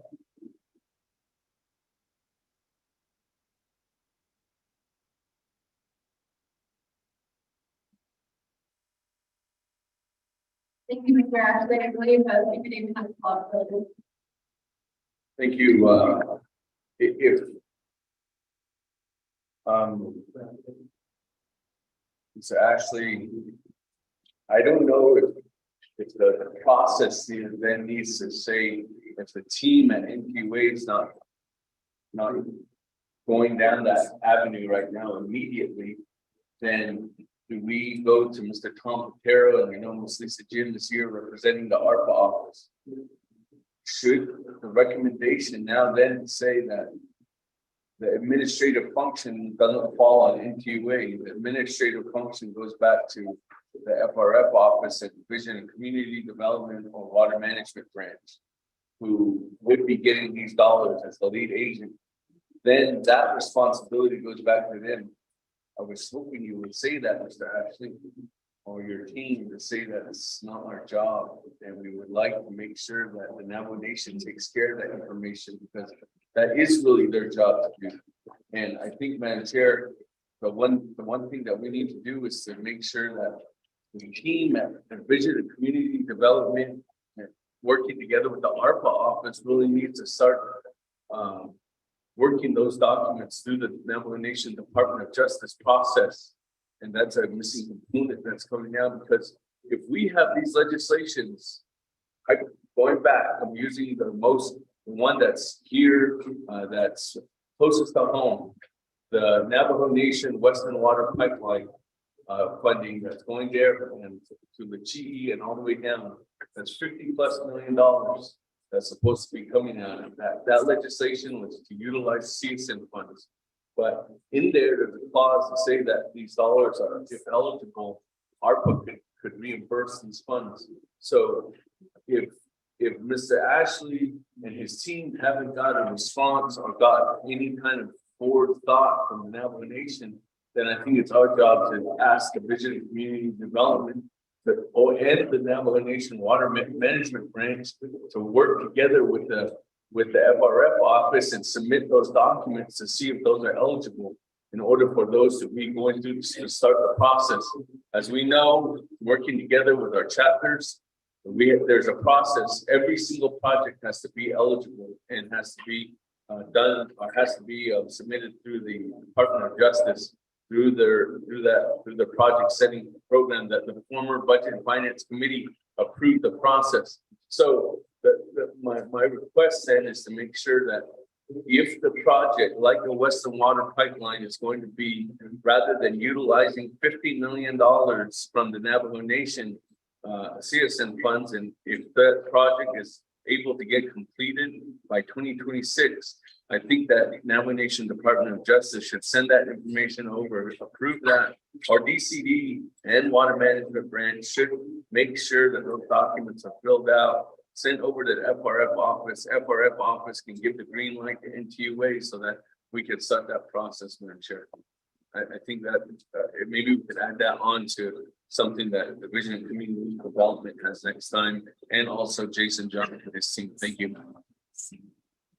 Thank you, Speaker Damon. Thank you for the clarification on the questions asked. Thank you to NTA for the responses to respond to what you know to this the specific language in the legislation. We'll continue to work with the water management and also the Division of Community Development and the Fiscal Fund Recovery Office. Members of the Budget and Finance Committee, do we have further questions for NTA?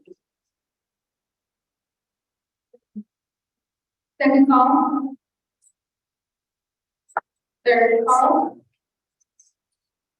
I hear none. Ms. Nelson, can you help us with the roll call vote to accept today's report? Yes, Madam Chair, roll call vote for accepting the report. Great. Honorable Norman today, how do you vote? Great. Thank you, Honorable Norman today. Great. Honorable David, how do you vote? I will agree. Thank you, Honorable Green. Honorable Constitutor, how do you vote? Green. Thank you, Honorable Constitutor Green. Honorable Anderson, how do you vote? Yeah, Diddy, Shada, this is Melody, average to the top, right? Honorable Red. Thank you, Honorable.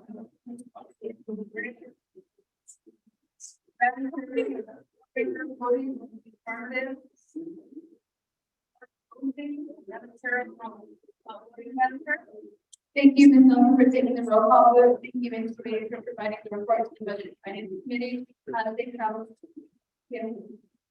Next, we're going to hear from the Navajo Nation Festival Fair Executive Director, Bobby Baldwin, and I believe I also saw Mr. Lincoln over here from the Office of the President and Vice President. We also have Mr. Flynn, the Budget Agency Representative for the Office of the President and Vice President here in the Kansas chapter.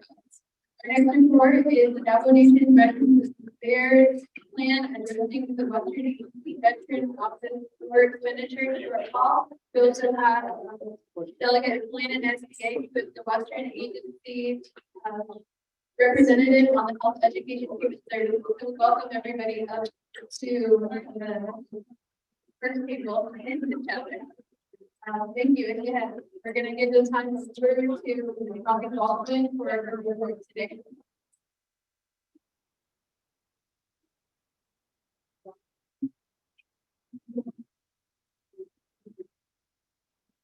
Got the thank you.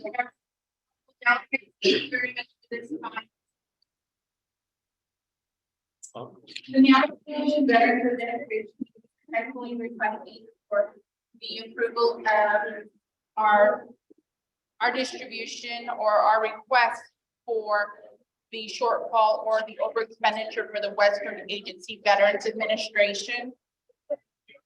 During the months of October, November, December, and January of this fiscal year, the Western Agency Veterans Administration had overexpended $169,000. To date, several journal vouchers had been completed, and when this request was initially made, several options were to be completed and planned out. We do present four options for consideration for our honorable delegates. Option A would be to distribute $43,000 to each agency, costing $215,000 from the UUFB, which is the unreserved undesignated fund balance. Option B is to distribute $50,000 to each agency. This request would be $250,000 from the unreserved undesignated fund balance. Option C would be to transfer $10,750 from each agency general fund account. This plan would merely cover the over expenditure and will not have additional funds available for Western Agency veterans. And option D is we do nothing, no request from the UUFB. This plan will roll over into FY 2024. The $43,000 will be paid back from the Veterans Administration General Fund account, operating account. This will create significant shortfall for the operation of the Veterans Administration as well as staff. With these options that have been presented, this has been presented to the Veterans Advisory Council as well as the agencies at their agency veterans organization meetings. We do have a resolution from the Northern Agency Veterans Organization supporting the option A, which is to distribute $43,000 to each agency, totaling $215,000. We do have a resolution that was voted on. However, I do not have the signed resolution from the advisory council as of this date. These are our presentations, and our supporting documents have been emailed to each of you. Thank you.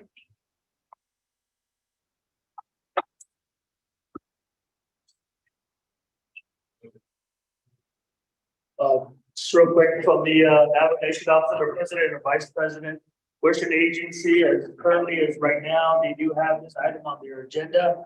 They are meeting in Tuba City. They are given the options of A, B, C, and D as mentioned by the executive director. But as currently as right now, we have Northern, Fort Defiance, Navajo Nation Veterans Advisory Council, also Chin Lee. Western Agency has also addressed these issues regarding the $43,000 shortfall for Western Agency. So Chin Lee will be addressing this issue hopefully by the end of this month on the last Friday of June. So as currently right now, that's what we're looking at. President is willing to go ahead and sign legislation in regards to the $43,000 shortfall for Western Agency. Mr. Sioning for providing insight to President Eckerd's response to this topic all in presentation today. Members of the Budget and Finance Committee, do you have any questions regarding the report of the NAPA Expenditure Secretary's Office? Vice Chair Slater. Speaker Newman motion, we have a second. Vice Chair Slater second. Vice Chair Slater.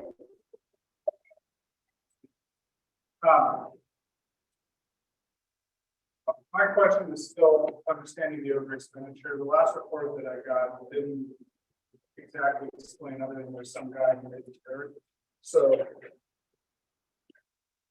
first question is, what have you done to improve internal controls to make sure this doesn't happen again? Two, were all of the payments made that resulted in the over expenditure consistent with Nation Veterans Assistance Program policies? That is, were there duplicate payments or were they all consistent? And then lastly, are there, say, quote unquote, unmet needs in terms of the assistance program funds that have been identified from the other agencies? So instead of a blanket 43,000, say Northern Agency knows that there were 85 veterans who didn't get their assistance, and therefore we have a different total that is not 43,000, or should we have X number that didn't get their assistance? So if we're going to make a supplementary allocation, we based on data instead of just shoot from the head to make big C. So those are my questions right now. Thank you, Vice Chair Slater. Let's turn the time over back to the.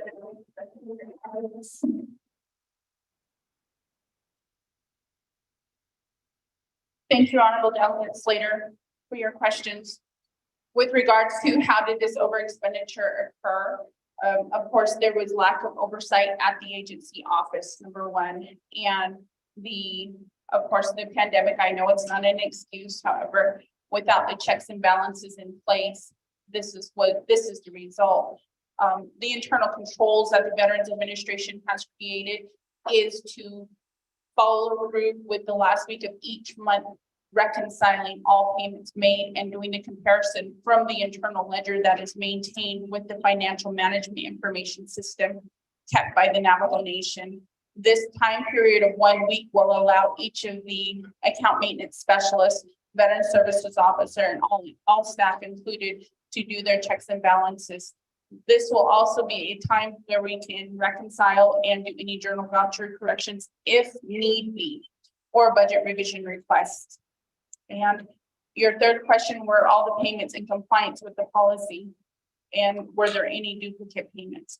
All payments were in compliance with the policy. There were no duplicate payments from the research that we have done with the reconciliation and the journal voucher corrections. So everyone was paid in compliance. There was no oversight there.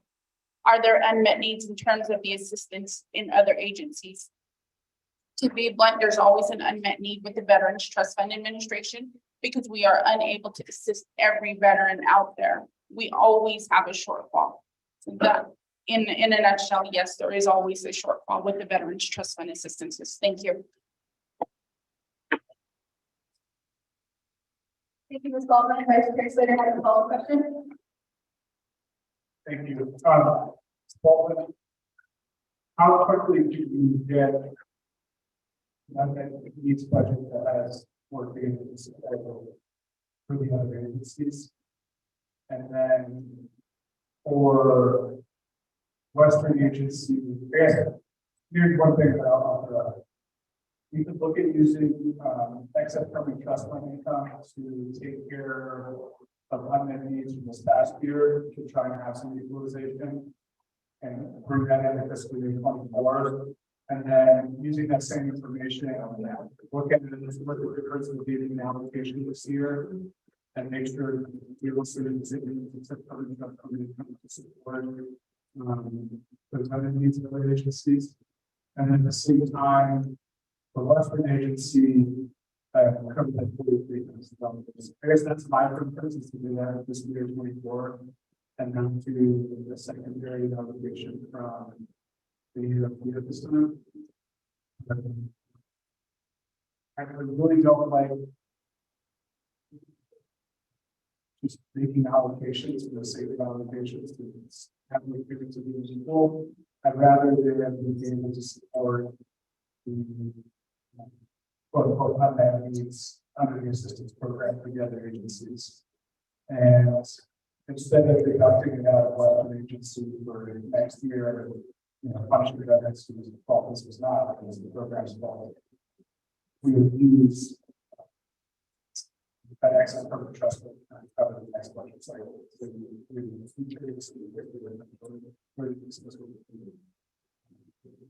Potentially not receive. I don't know. It's something we can look at. I want to think about it. Thank you. Thank you, Vice Chair Slater. Ms. Walton, don't know in your presentation, you might have touched on the reasons why or how the short expenditure is affecting the other agencies and why the responsibility is needed at this time.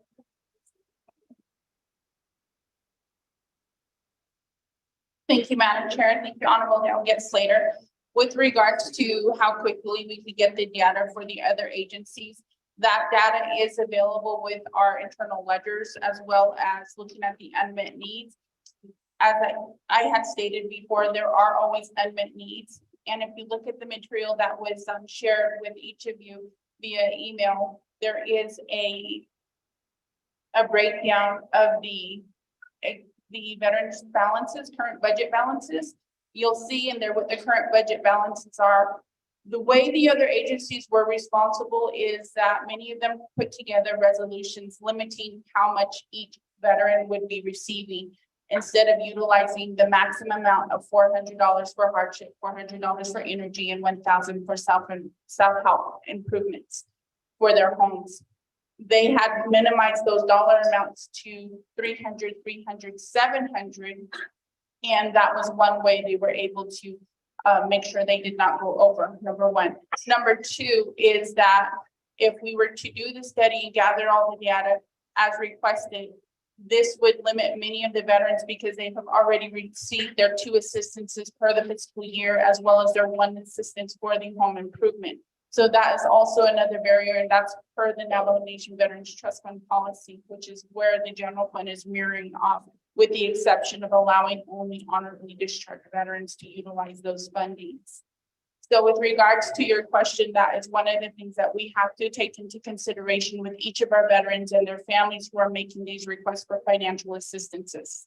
And with regards to this being the program's fault, I believe that this was not the program's fault. This was also the fault of the financial management information system not being a catch-all for stopping the over expenditure of the funding when it was going into the red.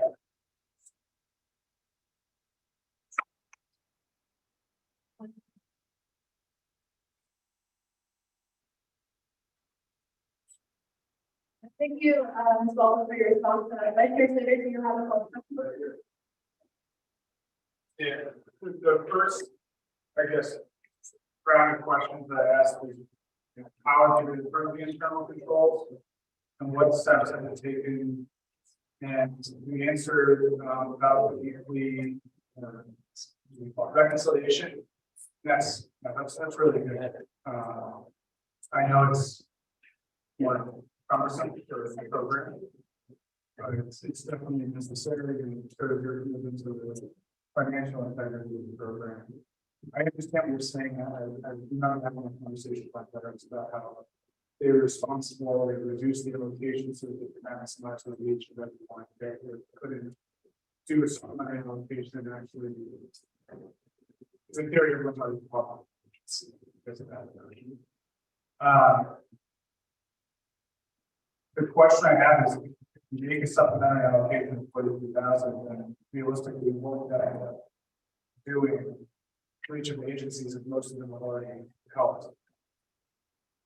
Are you envisioning that the CBOs would submit budgets and maybe do like collective assistance, Thanksgiving, summer, meals, things like that? Stuff that they used to do before, moving on to another program, or what do you see them doing when the additional outside of the agency? And then, I don't think it's a question for on the record because it's a personal matter, but I really want to know at the personnel level, what steps we're taking to enforce any of the disciplinary actions I think that's something that we as oversight as legislators need. We need that sort of confirmation because, you know, these are pretty big risks and they make us look really bad. Not just to our people, but to the folks who adjust the first because of the malnourishment. And, you know, every accounting discussions to the controller and so on. You know, that's what U.S. legislators. So those are the two things I want to ask.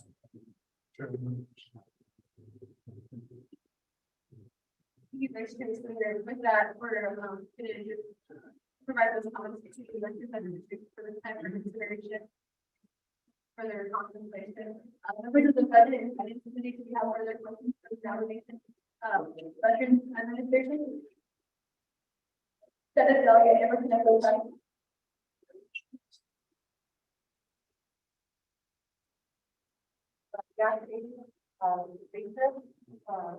Committee members, appreciate the report.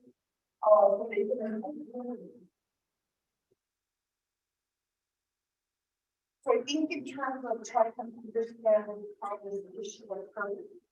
So there's a personnel or an action by the program.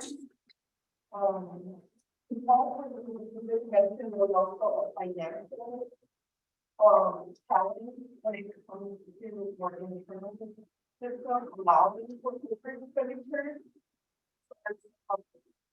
The budget and finance committee oversight procedure and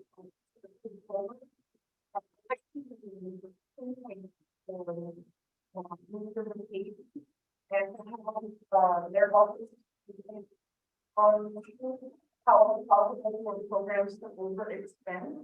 So this is the challenge we get into because we don't want rigid internal funding, but we also have a chronic, or maybe this is just unique. Or maybe this is just unique where it's one program and we're expending, but we should come up with a solution. In terms of the veteran, I think what I'm concerned about was in this over allocation, was there a duplication of resources? I'm still not clear for the veteran.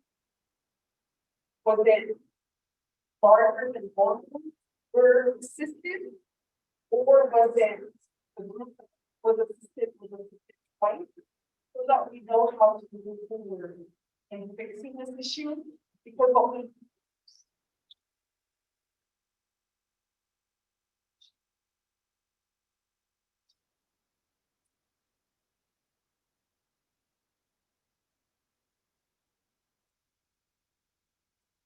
we need to help support the veterans is a veteran. And we need to examine and this was a conversation how to distribute the money to agencies. If we're looking at the end goal by the easiest way for our veterans, we have to function as a portfolio. And if we have a veterans fund, there's a sort of for veterans. And so then they'll go so that living to be distributed. I wanted to ask if that's ever been discussed.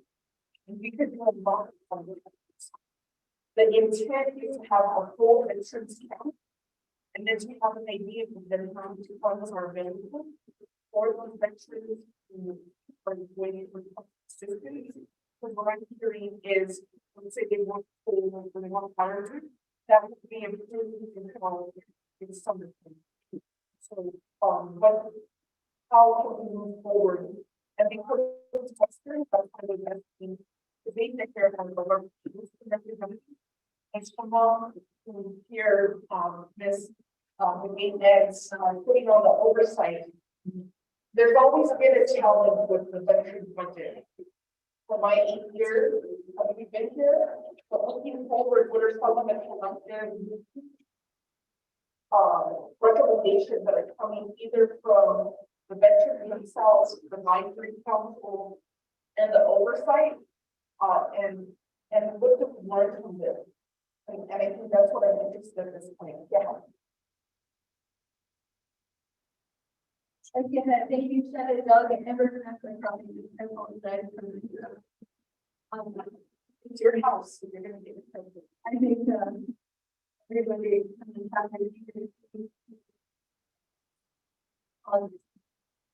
but, there is more work to be done. There's been a year not only.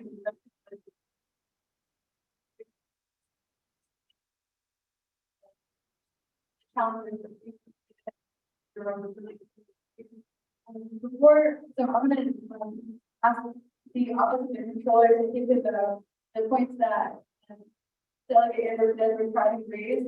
Before we go to the office of the controller, and then going to find where's the allocation centers and administration office to comment on some of the points that we raised with regards to how the Veterans Administration is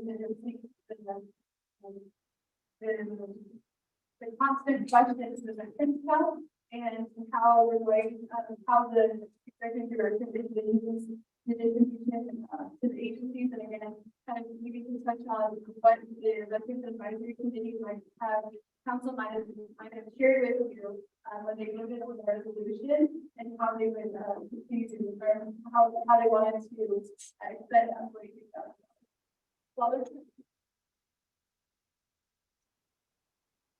Thank you, Madam Chair Parrish. Thank you, Honorable Delegate Crotty, for the question. With regards to the duplication of resources and the possibility of that happening, that was not a finding with the payments that have been reconciled.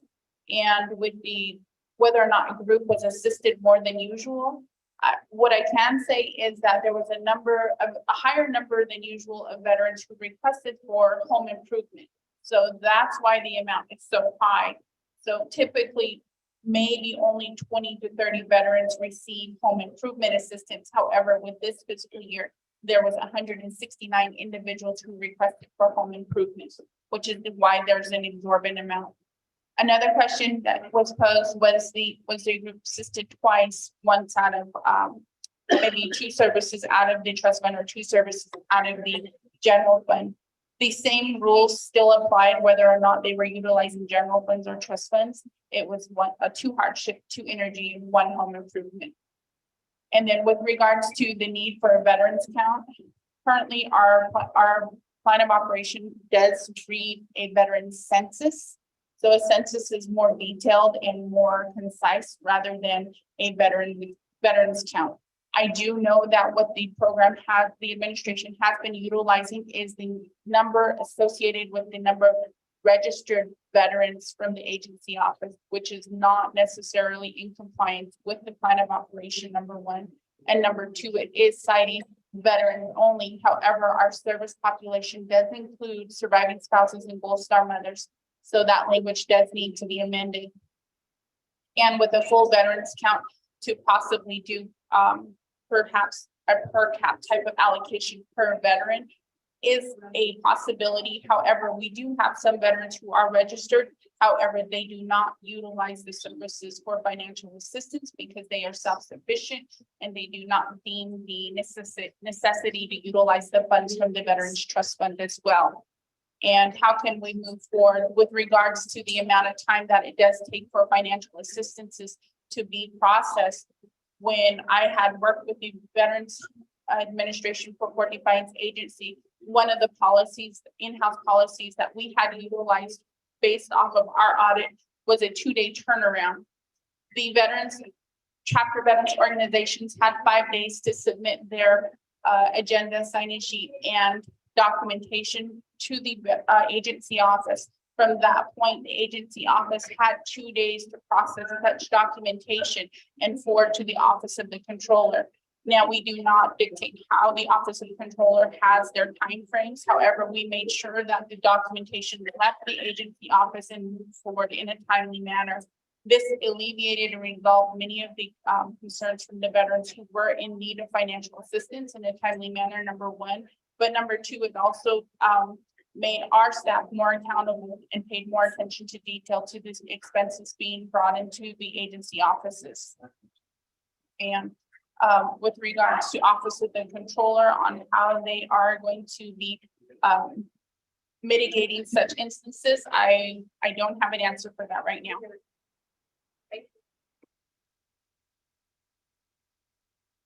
Yeah, I'm gonna have my first leader, Thank you. My question was, what are the other agencies going to do to afford 3,000? If they've already assisted all areas, they funded the policy. There's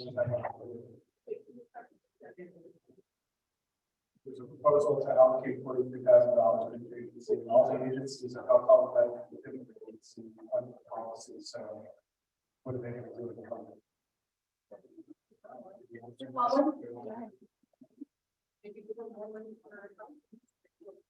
Then you'd have to change the nomination.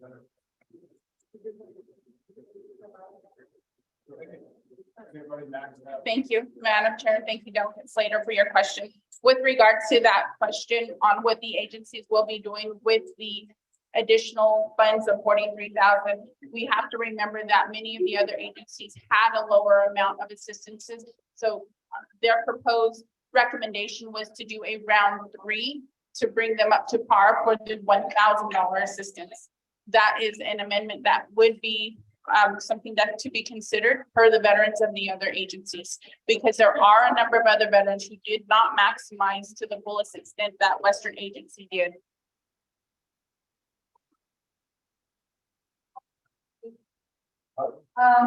Thank you, Ms. Baldwin, for the response. I think we have another follow-up question, but I wanted to recognize the speaker of the Community Advocacy Council, Mr. Philip Curley, who's joined us today.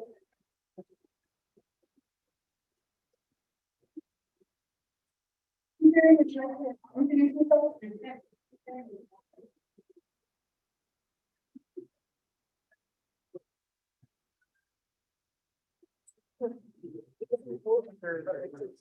Policy, right? It would go under the general plan. Yeah. So would it be commingled?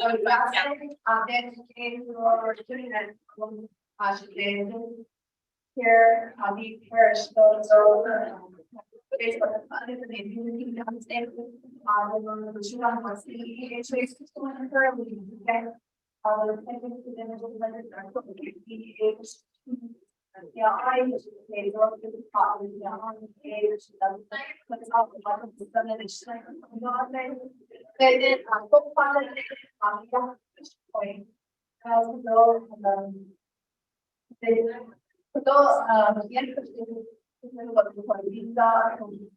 thank you, Chair, for giving the floor. Our motion is unity is our door. I see that like those who see that also are maybe not the door. Thank you, Chair, for giving this opportunity to introduce myself. The whole basis.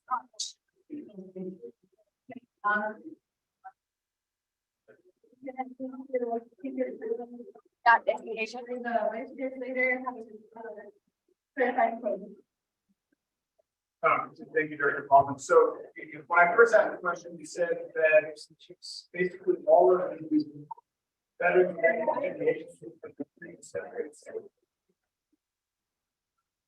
Okay, so we can remember that when it's in the middle of the meeting, you can keep just make sure that you do the comments and questions here. Thank you. Thank you. The other agencies made their allocations, you know, for hardship energy, self-help housing. That they have reduced the allocation in order to maximize the reach and be able to assist all veterans, registered within each of the agencies. And it was my understanding that each of them, you couldn't receive a secondary payment even if it was under the allocation. So is that correct? Or is that wrong? If say you're 400 and you receive 300, you can receive the second check for 100? Or do you not know? It's up to $400. But it can be, your first check can be 400, your second check can be 400, but it cannot be over 400, and your max would be 2 hardship, 2 energy, and 1 home improvement.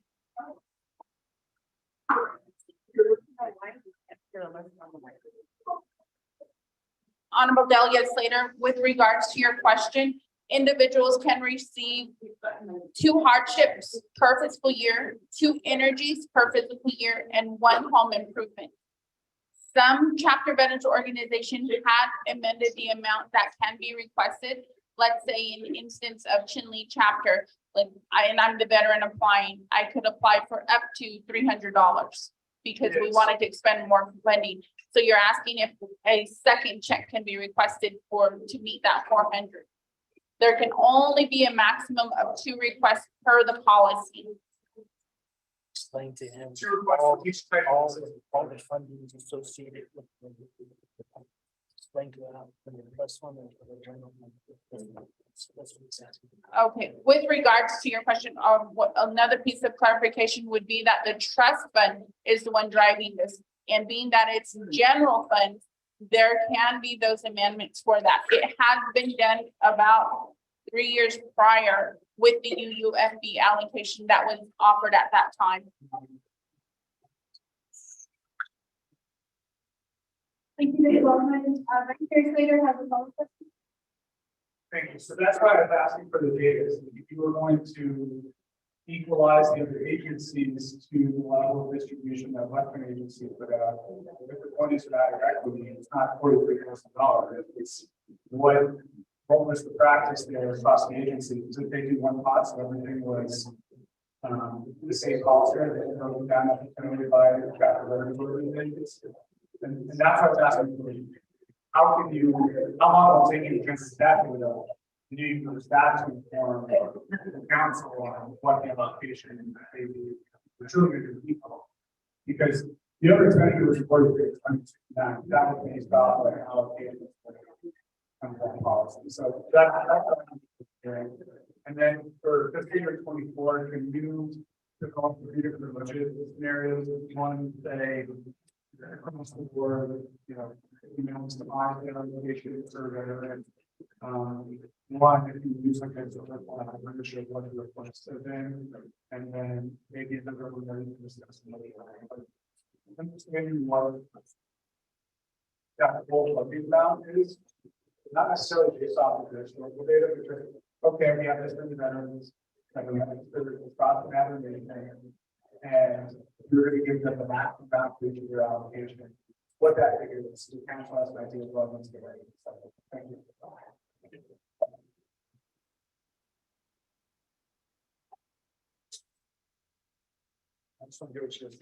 Thank you, Vice Chair Slater. Alden, can you respond? And also maybe provide us a timeline of when you can create those documents. Yes, thank you, Madam Chair.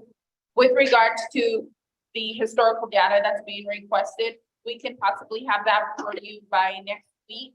It'll give our staff time enough to do their research and to pull the former budgets that they have in place and the amounts that have been paid out since then. And with regards to the historical average, do you want to go back 2, 3 years, 4 years? Okay, well, that's a second. I'd say the first question was the max amount. Yes, just for the over expenditure and basically bringing the other agencies in line with what Western agency did. So, that's one question. Answer that one. The second one was, when we review your budget, that's going to be in like July, August. Can you have that prepared for then, where you say, okay, over the past 5 years, here's what the requested average have been. So you might have like an average dollar per veteran, and you can look at that, and then you can say, for every veteran who's registered with the NAV donation and NNBA, if they were going to max out their allocation, then what that's all about. So really, those are the 2. Yeah, and that's for the budget cycle. So I don't need it next week. It's when we review your budget. Yes, we will have that ready. So for the first one, max. Yeah, the max amount. Is that going to take you a week or what's that? Well, both would take about a week because we do have the veteran count on hand. So maybe for the next budget and finance meeting in July. Yes. Thank you. Thank you, Vice Chair Slater. Thank you, Ms. Baldwin. We will look forward to the report on July 12th, 2023. That's the wage rate. No, no, we're going to go our regular schedule. We asked the office of the controller just their activities or their responsibility might have, maybe Mr. McCabe, do you have any comments in regards to the financial system of the balance sheet and an update on the research that really what the unit of navigation may look like in regards to a possible new financial system. Well, I think for Mr. McCabe.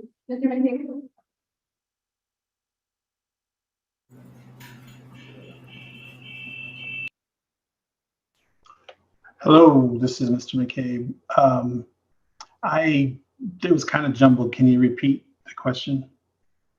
Mr. McCabe, we had an earlier conversation with you about the changes that you had made at the Office of the Controller. We just wanted to know if you had a brief update on your research or any development in a new financial system with safeguards of over expenditure.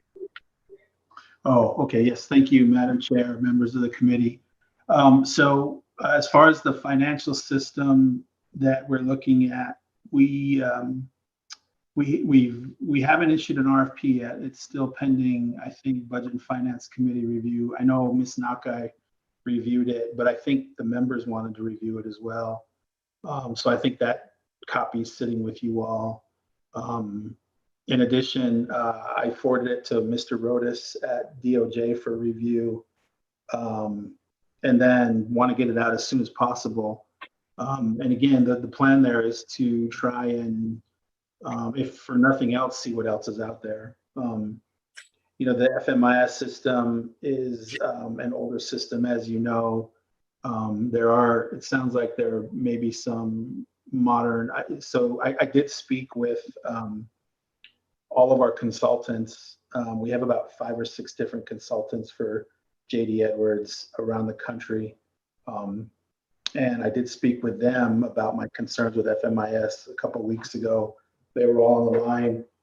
They informed me that, FMIS is a modern system that can be upgraded, but it just hasn't, the Navajo Nation, I guess, in years past has failed to make the upgrades or the applications.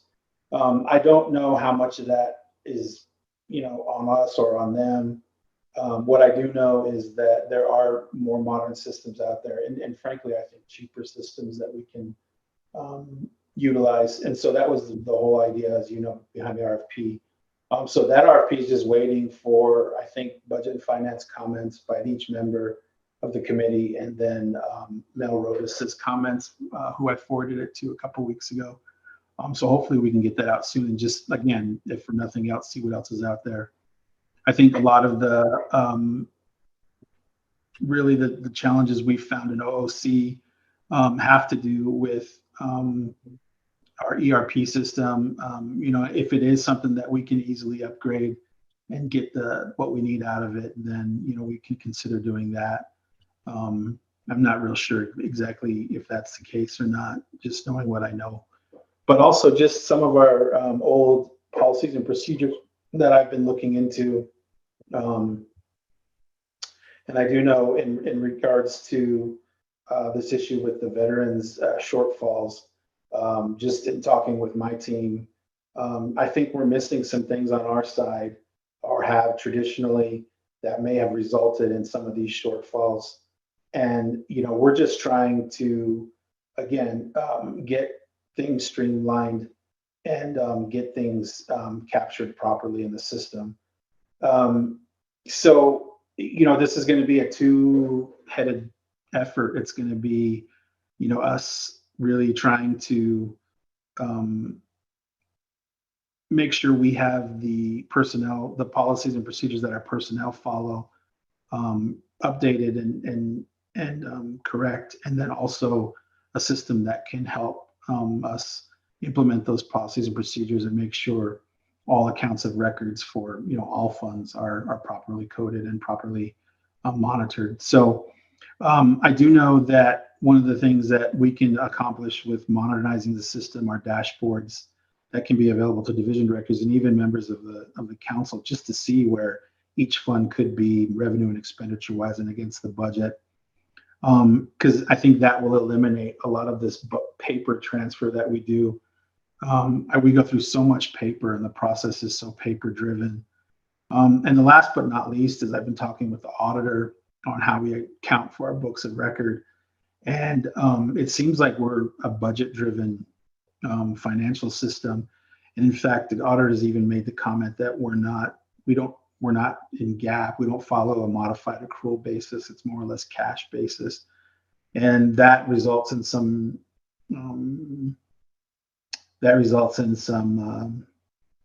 delays in their interim testing, which they do throughout the year, and then at year end, because we can't seem to get, accruals made on time for, AP and other disbursements. So it's just going to be an effort to try and get us up to speed on that. Kind of maybe get away of this budget driven process. I mean, we're not going to eliminate the budget, obviously, but get more into a modified accrual, which is what we're supposed to be, so that we get a better picture of what's really going on throughout the year. And that with my proposed changes to BNF, to the budget monitoring process, trying to get in front of you guys every quarter to look at the budget on a quarterly basis and then amend the budget accordingly. I think right now, just looking at the audit report that's going to be coming out, our revenues are pretty volatile right now to market conditions. And so we just need to be more cognizant of what revenue is actually coming in by quarter and then adjusting expenditures accordingly. I think that'll eliminate a couple things. One, I know there has been concern about budget transfers being done, and hopefully quarterly monitoring will help start minimizing that. And then really just getting us a better look at how things happen and the revenues that come in and the expenditures go out by quarter.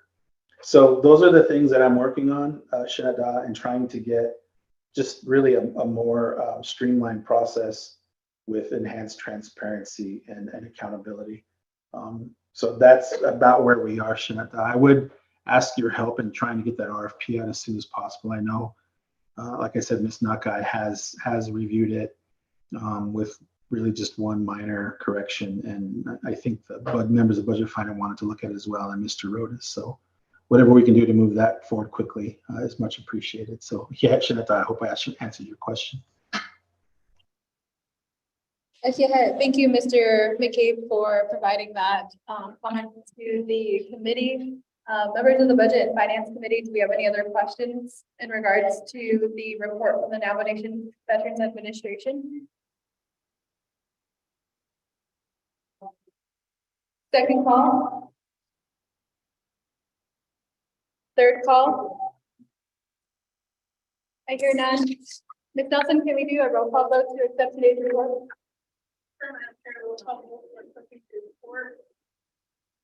Marlo Astor, how do you vote? Marlo Astor, how do you vote? Green. Thank you. Marlo Astor votes green. Honorable Mormon and McGay has voted. Honorable Mormon and McGay has voted. Honorable Secretary votes green. Honorable Slater. Green.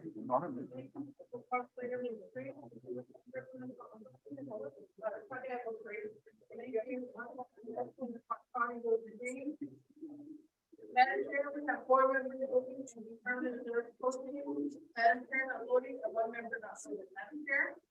Thank you, Ms. Nelson, for taking today's roll call. Thank you, committee members, for taking action. And we thank the Navigation Veterans Administration and the Office of the President and Vice President for providing the report today. Thank you to the commanders who have visited, who are also on the call, online, and here in person to listen to today's report in regards to the Western Agency Veterans Administration, the Veterans Organization over expenditure, and also how it affects the entire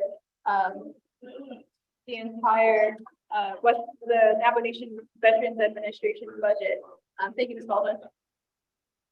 Okay, members, we're going to continue on down our agenda. Next, we have an update report on the ARPA funds allocated for broadband. The presenter is Ms. Sonia Nez. Business Manager of the Telecommunications Regulatory Commission, and Mr. Tico Charlie in regards to CJY 4121. We're going to turn the time over to Ms. Sonia Nez. Ms. Sonia Nez? No one? Okay.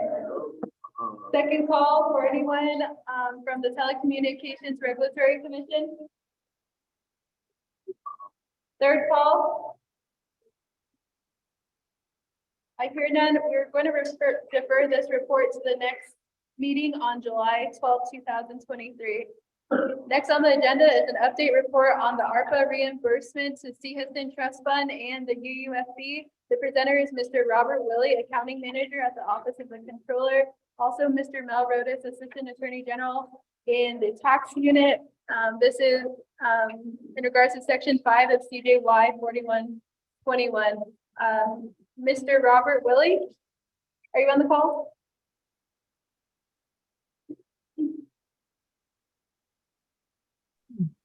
Good morning, Madam Chair, or good afternoon, Madam Chair. This is Robert Willie, Office Controller, County Manager, online.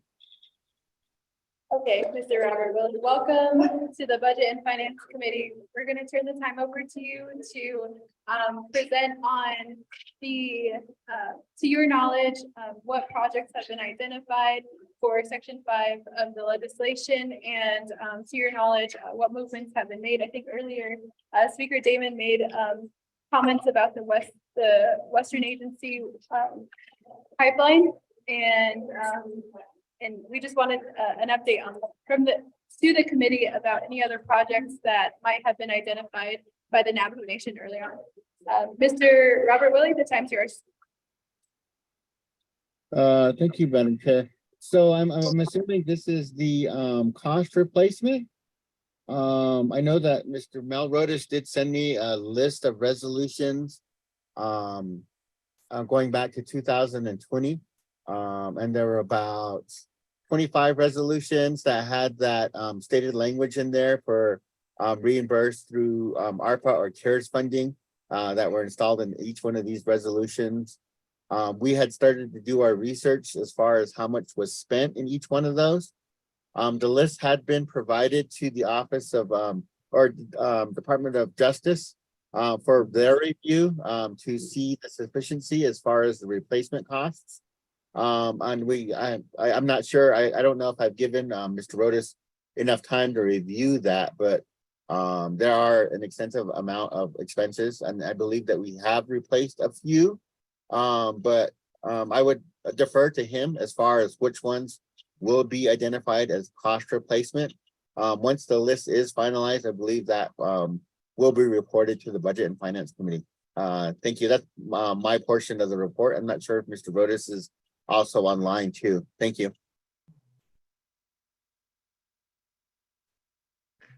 Madam Chair, this is Mel Rodas. I'm on the line. Thank you. Mr. Rodas, the floor is yours. Thank you, Madam Chair, and members of the committee. Again, this is Mel Rodas from Tax and Finance Unit of DOJ. So Mr. Willie's response related to cost replacement, and that's a different issue, but it's related.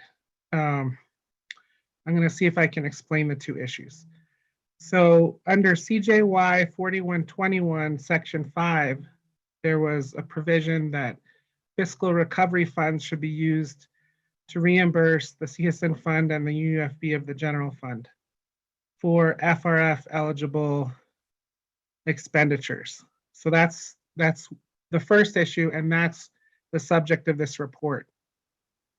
The second issue is what Mr. Willie was referring to, cost replacement. So I'm not going to go into a lot of detail. I'm going to keep it very high level, but there's an ongoing U.S. Department of Treasury desk review of the nation's use of coronavirus relief funds under the CARES Act. If Treasury were to determine that any of the coronavirus Relief Act funds were to be disallowed, then one of the options is to do cost replacement.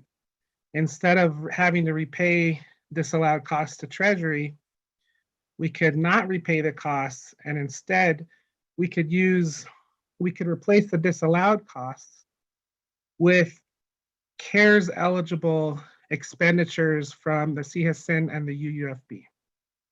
That's what cost replacement means. So, but I think for the subject of today's report, we're meant to be focused on Section 5 of CJY 4121, FRF reimbursement of the CHSN and the UUFB. And so just to speak specifically to that issue, that's the subject of that report, DOJ did receive funding request packets from OPVP's consultants way back in I believe it was the fall of 2021. And at that time, DOJ did eligibility determination reviews regarding several council resolutions, including CJY 0121, which was the heavy equipment to DCD for chapters. There was CJA 0121, for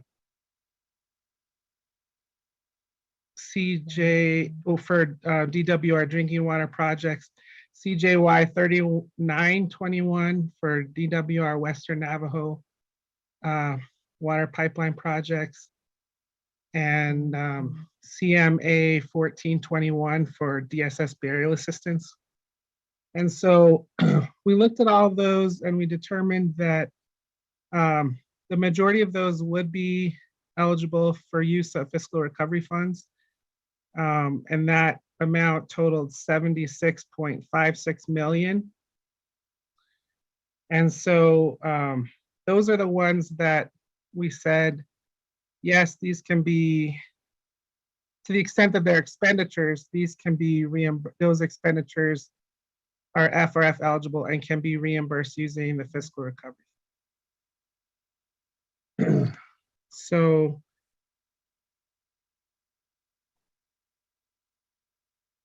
at this point, I'm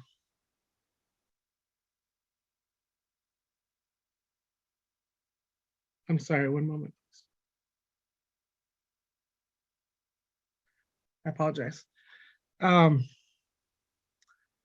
this point, we are waiting to see if cost replacement of the CRF is going to happen, and if that would in fact use any of the same expenditures of CHSN and UUFB, because we cannot do cost replacement using the expenditures from the CHSN and UUFB and then also use FRF to reimburse the same expenditures. So that's where we are at this point. It's temporarily on hold until those determinations can be made. And then I believe that OOC and OMB can move forward with the cost replacement under Section 5 of CJY 4121. Thank you.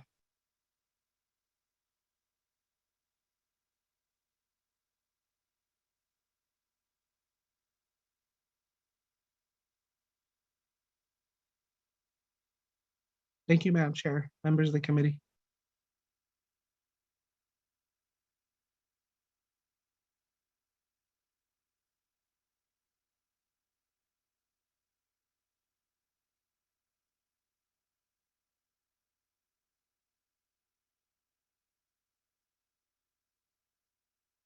I asked a duplicate question because it's a little bit difficult to hear in here. Everyone's really excited about lunch or the lack of lunch. So the first question actually goes to Mr. Willie, and that is, when are we going to have at least a current contemplation of what the reimbursement schedule may be and what that dollar value is? And then second, in terms of the disallowed costs and the cost replacement are there any updates to the numbers that have been floated previously?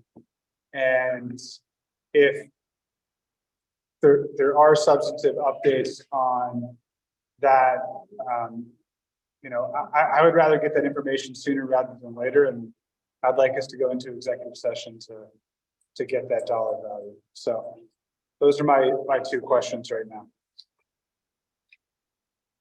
Mr. Rodas? Thank you, Madam Chair, and thank you, Mr. Vice Chair, for the questions. With respect to Section 5, CJY 4121, reimbursements of CHISN and UUFB, the figure that we came up with for FRF eligible appropriations was 76.56 million. But I say appropriations because there's not 76.56 million of expenditures yet at this time. Some of those expenditures haven't happened yet. So we can only reimburse, or OOC and OMB can only do the reimbursement for Section 5 for expenditures that have occurred. So that's the first thing. In terms of the second question on the Treasury OIG desk review, I'm certainly, I defer to you if you want to go into executive session at this time. I'm willing to do that, but I can also provide you that information by email if you prefer to not have to clear the room at this time. Thank you. Thank you, Mr. Rodas. The committee will accept your report via email. Members of the Budget and Finance Committee, do we have any further questions for Mr. Rodas or Mr. Willie? Second call. Third call. I hear none. Ms. Nelson, can we do a roll call vote to accept today's report from Mr. Rodas and Mr. Willie? Yes, Madam Chair. I believe Speaker Damon motioned, and then Vice Chair Slater seconded the motion.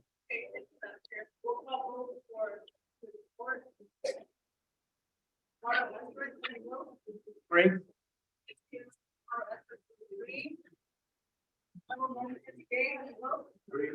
Thank you. David.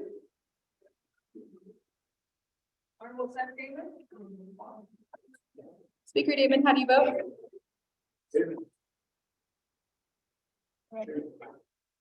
Vice Chair. I agree. Thank you, Arnold. Three, Arnold. Three. Thank you, Arnold. Scott, agree. Madam Chair, we have 5 members voting.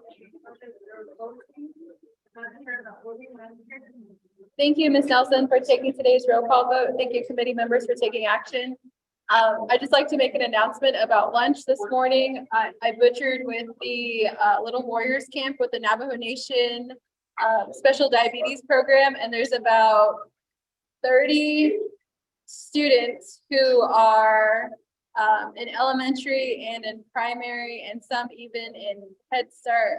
So they're very young ages, and at the Special Diabetes Program here in Kayenta, they're hosting that program. So that's probably why our lunch is kind of held up this afternoon. But I thank you for your patience. We're going to go on to the next report, which is the update report on bond capacity of contractors for ARPA projects. And our presenters today are Executive Director, Mr. Calvin Castillo of the Division of Community Development, Mr. Chonavin Dale. Also, Dorothy Dedman is also invited. Ms. Catherine Belowski is invited. And we'll also hear from the Ms. Lisa Jim as well. Thank you, Ms. Lisa Jim, for coming to Kayenta today. I am going to. Are you doing the primary? Okay. All right. Okay. So Mr. Castillo, are you on the call? I'm present, Madam Chair. Thank you, Mr. Castillo. The floor is yours. Good afternoon, Budget and Finance Committee, Madam Chair, Vice President, Vice Chair, and committee members. The only part I already have is under Section 3, the chapter projects, the renovation projects is where we're going to need help with the bonding capacity, raising the bonding capacity. We were having kind of a little bit of complication of getting people to bid anything that's over 100,000 to 300,000. So anything within that 250,000 and lower that would not require a bonding capacity will help the program and move these projects along. Other than that, I'm not involved in any of the changes or anything, but as soon as the the documents are released, we'll look at them and advise anything that needs to be changed. That's my report, Madam Chair. Mr. Castillo, can you expand on why, what the challenges that you're having with the current rate of bonding capacity the nation requires? Could you further explain to the committee why those are challenges, and based on the procurement process, you know, what are the difficulties you're having at the Division of Community Development? Thank you, Madam Chair. Thank you for the question.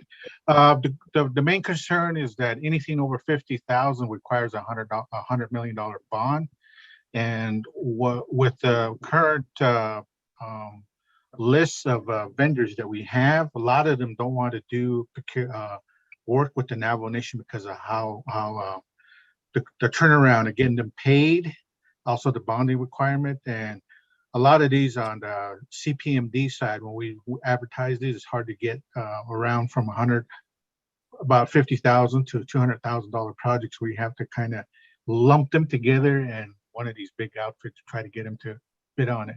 So it's just a history of not paying their vendors, and a lot of them don't want to do that amount of work for that amount of money. That's my answer. Thank you, Mr. Castillo. I'm going to ask if Mr. Donovan Dale is also on the call. Mr. Dale?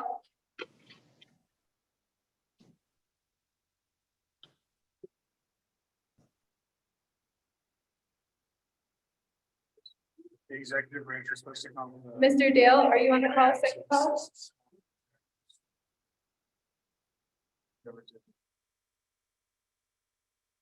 Third call for Mr. Dale. Is anyone on the call from Insurance Services? Yeah. No one from Insurance Services or Mr. Dale is on the call, so I'm going to ask if Ms. Bilowski is on the call to offer any clarifying comments in regards to the challenges Mr. Castillo has pointed out. Ms. Bilowski?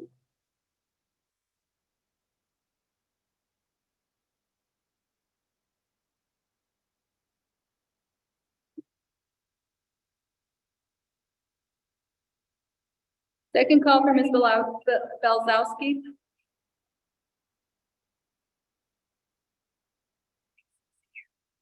Okay, here none. We also have Ms. Lisa Jim here. Ms. Jim, if you have any other comments to provide at this time, I believe Mr. Castillo laid out the challenge fairly well. I'm going to ask, okay, thank you, Ms. Jim, for being here. I know you're also on the agenda later. So I'm going to ask the committee if we have a motion to accept today's report. Motion. Vice Chair Slater motions. Do we have a second?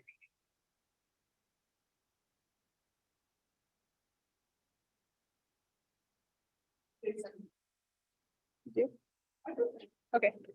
Shredded Delegate Amber Canesper Crowdy seconds the motion. Members of the Budget and Finance Committee, do we have any questions for Mr. Castillo or Ms. Jim? Vice Chair Slater? Thank you, and thanks to Mr. Castillo. Try and hold this close to my face. Can you turn yours down a little bit? The first question, God, that is so annoying. Okay, the first question is, you said that the contractors are unwilling to take on or put at risk. I guess I'm trying to understand all this. It seems like there's insurance requirements, there's bonding requirements, and then third, there's a concern about being paid in a timely fashion. And for the renovations, what renovations in individual chapter projects? Okay, and then I want to confirm that we're only talking about projects that are being pursued under delegate region expenditure plans and not any other types of contracting that's currently taking place. I just need to verify these things. And then, do you have any data, like we've issued X number of RFPs or RFQs and we've gotten 0 responses, or you know, certain types of contracts that are at a certain value or attracting interest, but no, thank you. And then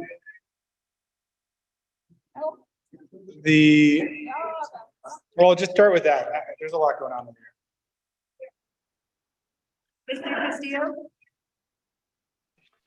Thank you, Madam Chair. Thank you for the question, Sir Vice Chair.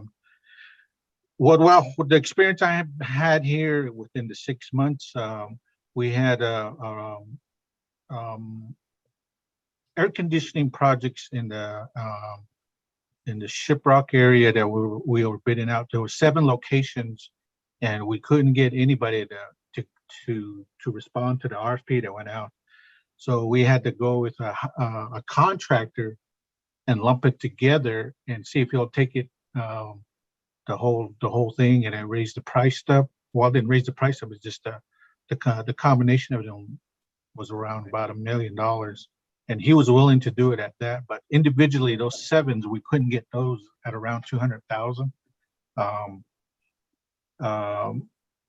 My project manager, Mr. Kent Gatson, tried everything, and finally we had to call a contractor and say, hey, if we get this out, will we bid on it? And they said, all right. So we'll send it out, and he was the only bidder on it. So that's the process that seems like it's been going on since I've been here, and that's what some of my staff members are saying they're having challenges with.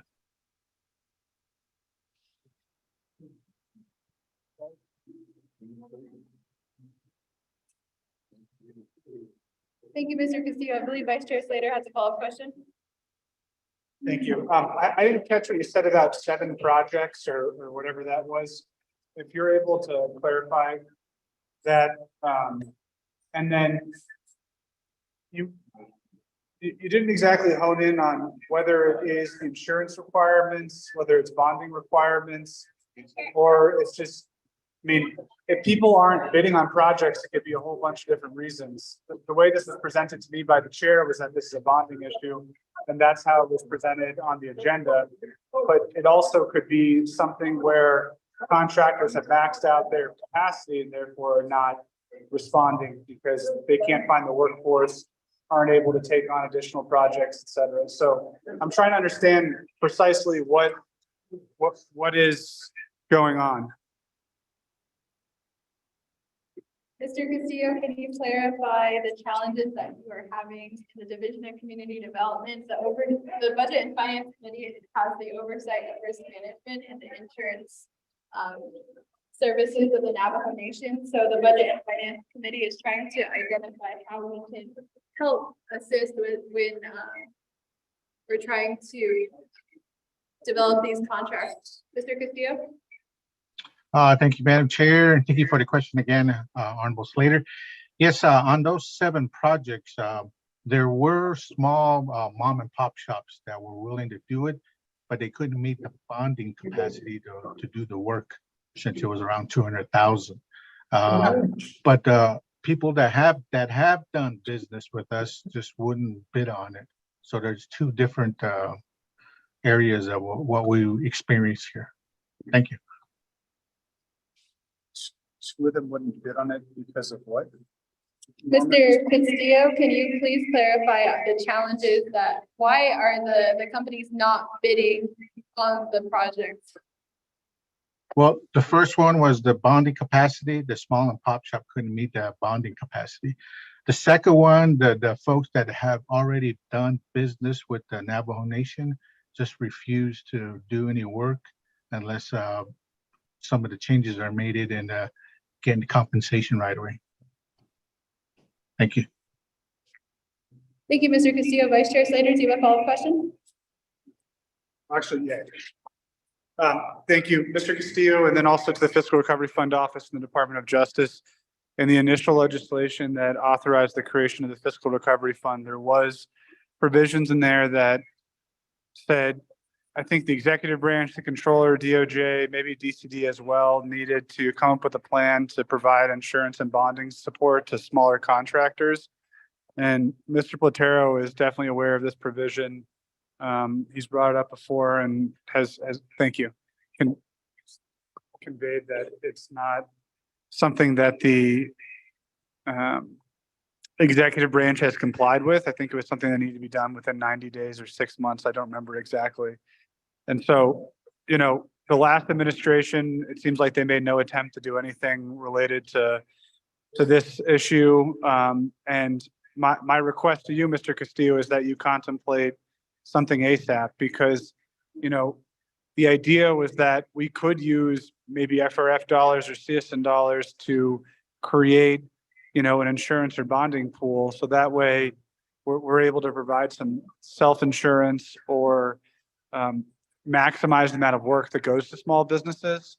But, you know, definitely not waiving any bonding or insurance requirements. Those need to be there at the bare minimum to protect the project, protect people, protect the land. So, you know, that's my request to you. And, you know, maybe by the beginning of July, you can come back and provide us a plan on how to do that with the new controller. Thank you, Vice Chair Slater. I'm going to turn the time back over to Mr. Castillo. Thank you, Madam Chair. Thank you, Honorable Slater. Yes, I believe Ms. Malowski and Ms. Lillian Swales, they're working on that. They're just raising the limit up to 250,000, so some of these small companies can bid on it. And I think they're all also working with Mr. McCabe on this. So they're in the process of getting something out and for your guys' review. Thank you. Thank you, Mr. Castillo. I would like to ask Mr. Castillo if you would keep the Budget and Finance Committee apprised of the challenges that you are having in the Division of Community Development. That's the only way the Navajo Nation can move forward quickly, if you also include the Budget and Finance Committee and the challenges that you're having in conducting the contracts that will affect the entire Navajo Nation. As you know, Mr. Castillo, the Budget and Finance Committee has been frequently meeting with the FRF office, and you were at our last meeting. In regards to that, we just hope that you continue to keep us a part of the conversations as well. I know that you do keep the Chair of Research and Development in the loop, because she is the Resource and Development Committee is the oversight to the Division of Community Development. However, when it comes to insurance, risk assessment, also the finances of the Navajo Nation, that's what we would require to be involved, Mr. Castillo. I'm going to ask the members of the Budget and Finance Committee have any further questions for Mr. Castillo? Second call. Third call. I hear none. Thank you, Mr. Castillo. We do have a motion and a second to accept today's report from the Division of Community Development. I believe Ms. Nelson might be a little busy, so I'll do the roll call vote this afternoon. Delegate Azaritt votes green to accept the report. Delegate Begay, how do you vote? Delegate Begay, how do you vote? Norman. Delegate Begay votes green. Speaker Damon, how do you vote? Speaker Damon votes green. Vice Chair Slater, how do you vote? Green. Vice Chair Slater votes green. Shredded Delegate Amber Canespa-Crotty, how do you vote?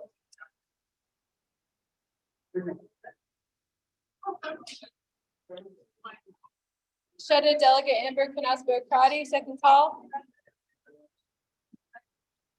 Third call for shredded Delegate Amber Canespa-Crotty. And with that, Members, we have accepted the report from Mr. Calvin Castillo. Thank you, Mr. Castillo, for being on the call. Next, we're going to go to item H, which is the report on the ARPA funds allocated to the Division of Economic Development. The presentation will be provided by Ms. Lisa Jim, the Deputy Director of the FRF office. Welcome, Ms. Jim. Thank you for coming to KNSA this afternoon, for being with us.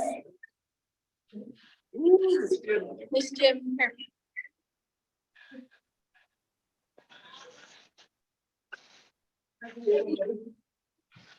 Oh, let's see. Yeah. I'll support Peggy.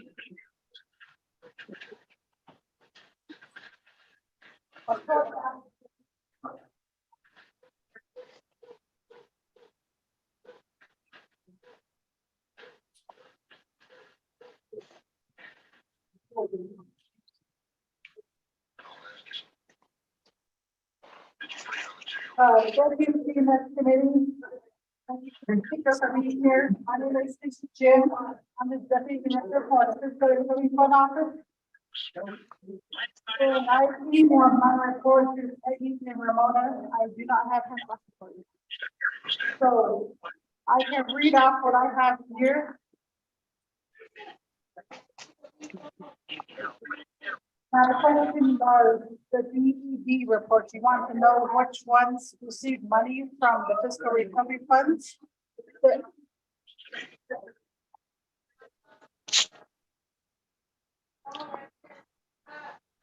Okay, so Chair Parrott, you just want to know which ones were eligible? I had sent all the DED reports. I had made a report with all the DED reports from the DOJ listing. And there were 4 pages, but you would like to know just the eligible ones. I can go over those ones, just the ones that are eligible, and you didn't want to know the ones that received allocations as far. All of it? Okay, so what I have for, again, there are 4 pages, I'm just gonna read off the eligible ones. You have HK 0010, Navajo Nation Arson and Business and Economic Relief Grant. That one is for 31,412,583,000. That one's eligible.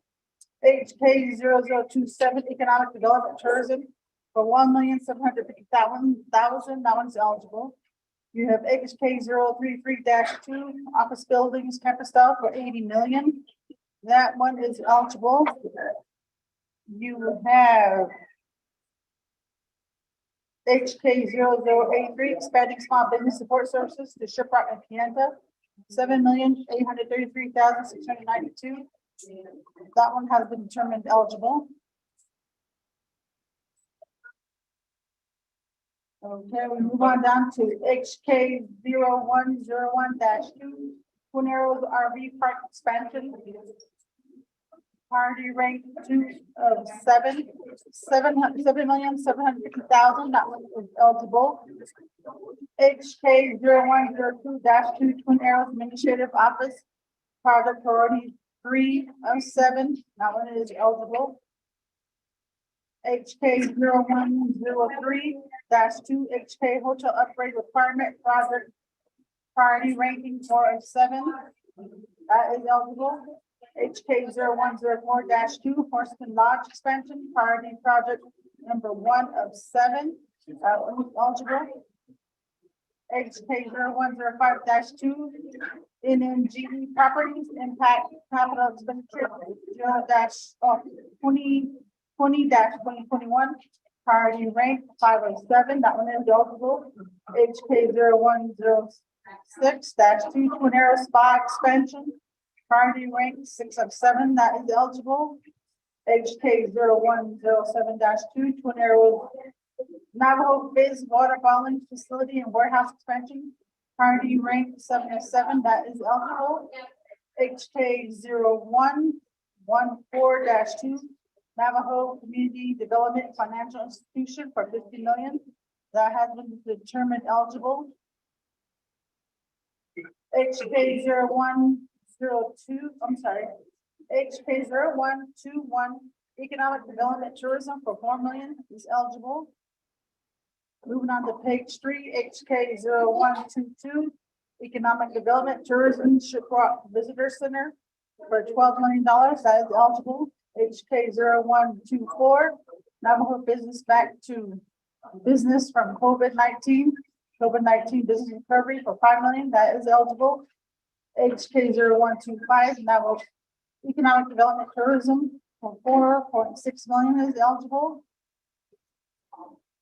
HK 0131, Navajo Development, Economic Development Tourism, $16,100,000 is eligible. HK 0143, May St. Michael's, repair properties upgrades needed, $1,210.72 is eligible.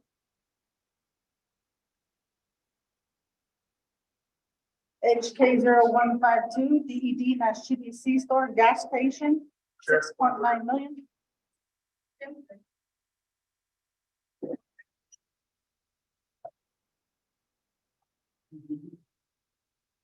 Thank you. We have a point of order raised by Vice President.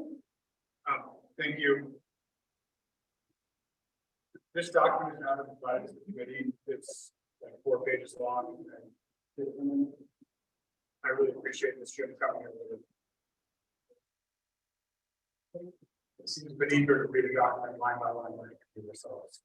I don't see the utility of this doing this, so I think, Chair, if you want to move your questions on this, then we can better just. Thank you, Ms. Jim. Members of the Budget Finance Committee, do we have other comments in response to the point of order raised? If not, I'll entertain a motion to accept the report. Vice Chair Slater, the motion to accept today's report. We have a second. Delegate Azarick, second the motion. Okay, colleagues, we're going to move on to questions and comments in regards to the report Ms. Jim has provided this afternoon. Do we have any comments or questions?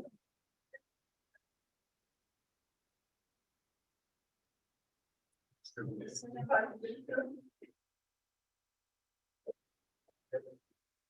mean, it's the same documents that it's having this whole time. It's the match tracker of the eligible projects that we're working on. And they have a budget. Do we have any questions to the document? I believe Ms. Jim, you sent it directly. Is that correct? Oh, Ms. Johnson sent it to the committee.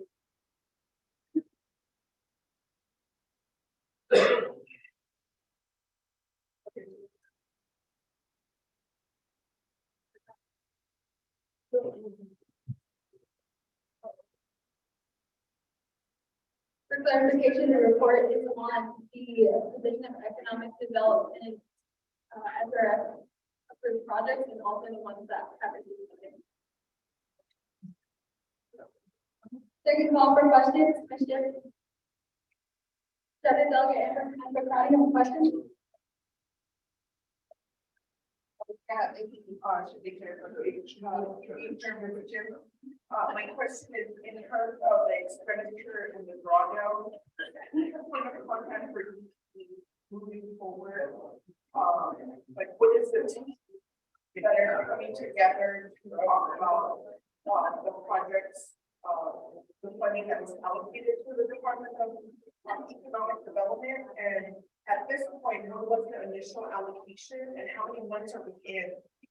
And what should we really be seeing in terms of, I don't want to say drawdown, but at least in terms of being covered and if funding is ready to be allocated. If you could provide us insight with the form that you provided.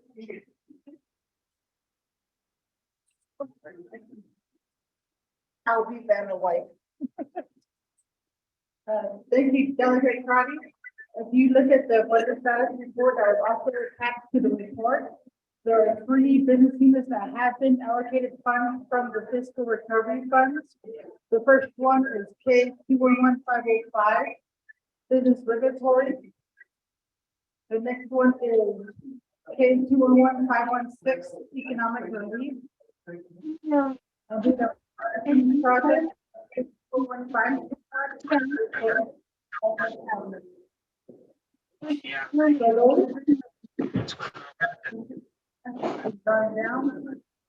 Contract so far, I didn't know.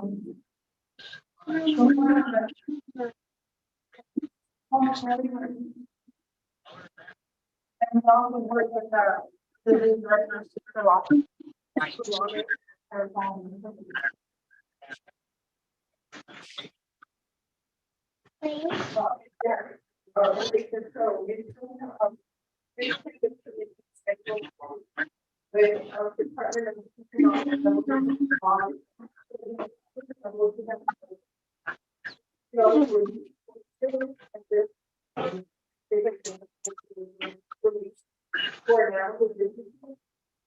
They just have to give us some plan, then, with the status.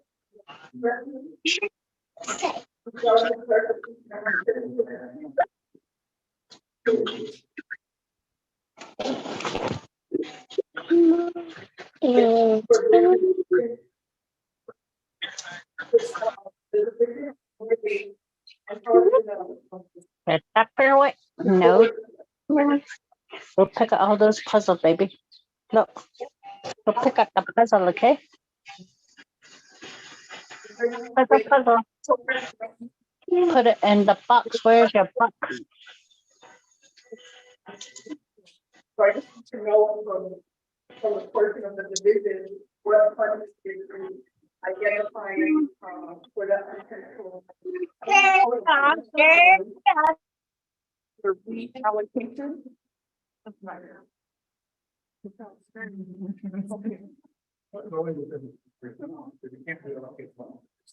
Thank you, Shannon, Doug, and McCarty, you all. We will have, economic development on next budget and finance committee's agenda. To hear the update from the Division of Economic Development. Thank you, Ms. Jan, for providing the report today. Members of Budget and Finance Committee, do you have further questions? Second call. Third call. I hear none. Ms. Nelson, can we do a roll call vote to accept the report from Ms. Jim? Yes, Madam Chair, roll call on report. One vote. Three. Thank you, one record, three. Honorable amendment in the game, vote.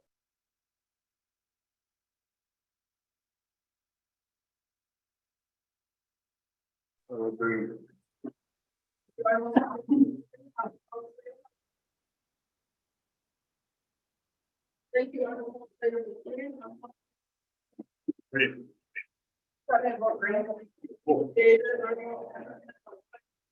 Originally Western Agency. Not that sweet, Central Agency. Here we go. Thank you, Ms. Nelson, for taking today's roll call vote. And thank you, Ms. Jim, for providing the report today. The committee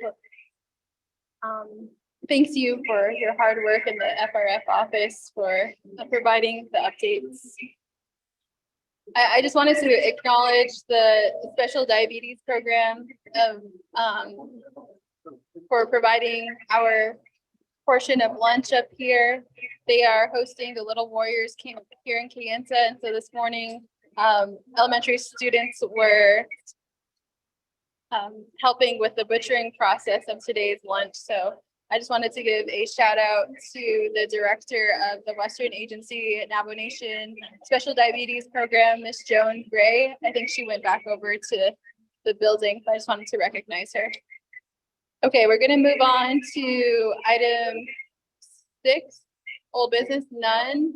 We're gonna move on to new business, which is new business, new item A, scheduling the next FRF meeting. Colleagues, do we have a motion, or let's open up conversation for our next meeting with the FRF office? Our next budget and finance regular meeting is July 12th, 2023. So in the meantime, colleagues, what day works for us to meet with the FRF office for an update?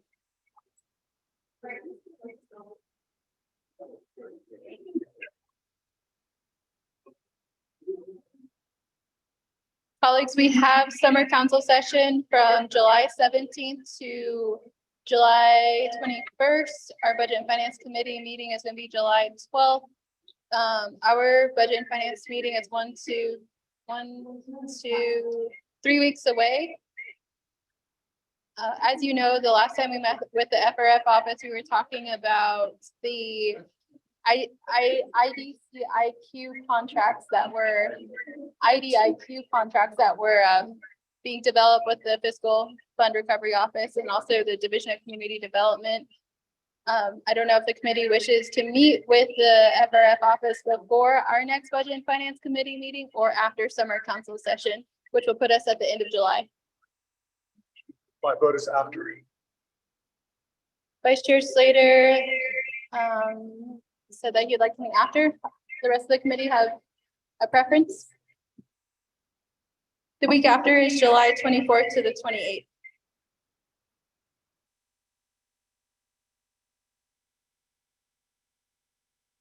So we said we have a special meeting on 25th. We're going to have a special Budget and Finance Committee meeting on July 25th. So Chair. Yes, Vice Chair Slater. I'll just, I'll hold Ms. Delicious to do that.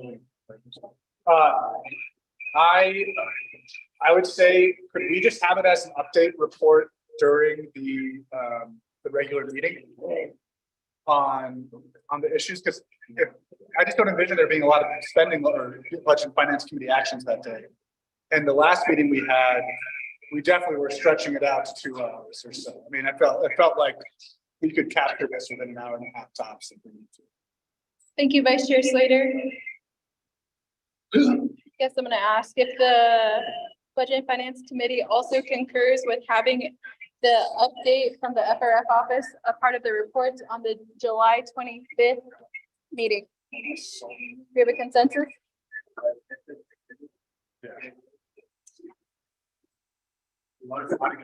I do not hear any opposition, so we will not take action on the item. Are you here, man? Yeah. Okay. We're just gonna hear it as a report on the 25th. Okay. All right, we're gonna go on to the next item, which is item 8, close the session, rate announcements and adjournment. Do we have any announcements, colleagues? I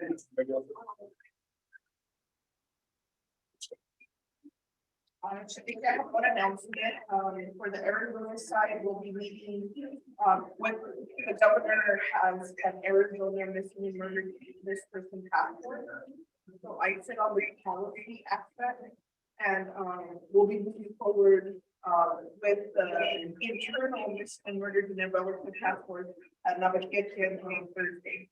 And so, I just need to go from delegates, what is the best way to get that information, and we give the opportunity to Jen in the paper's office with the science. And, we want to make sure that, as colleagues receive the warrant and get the situation. We're doing. When's our budget? Investigation by the. Well, our. So I believe, how many colleagues and delegates? July 12th? With receiving. Introducing similar legislations, there are many of our now families, who've been impacted. Thank you. Okay, thank you, Delegate Amber Bacrani. Delegate Begay has an announcement.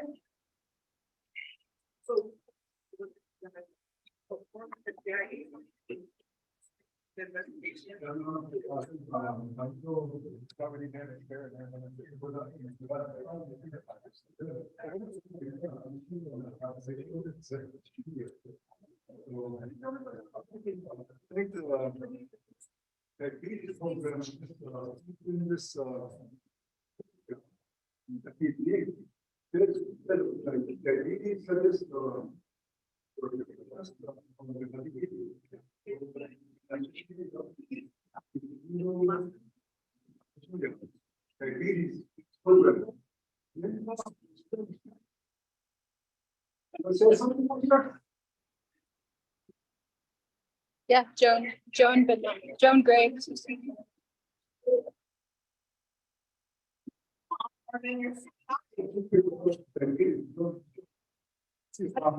didn't see.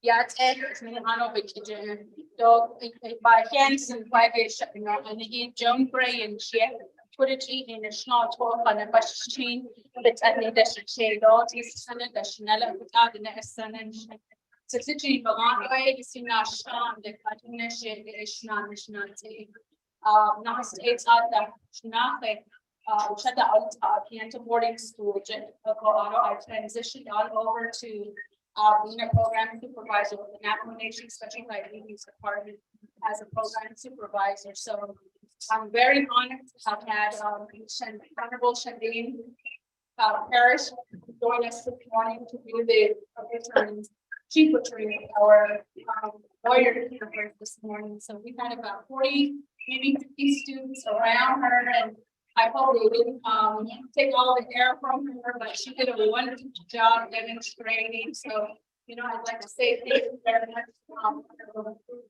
Chairwoman, Councilwoman, excuse me, Shandine Parrish. I also would like to say thank you to my department who assists Dorothea Sullivan as well as Virginia Black, Bertolene, and others in the department. So I hope you guys enjoyed the food. As you noticed, we didn't serve any salt. I think somebody snuck the salt out from somewhere. So normally we'll give it out with clean salt, along with water, and then of course the vegetables do have the vegetables in it. So again, I know you guys have a lot of work to do. So you guys still need to cover those. We're very honored to have you guys in our community. And even more honored to have their lunch with you guys. If you have on journal sheet, they no time to let one go. Yeah, thank you, Ms. Gray. And again, thank you for the nomination. Okay, thank you for not only providing great lunch, but okay,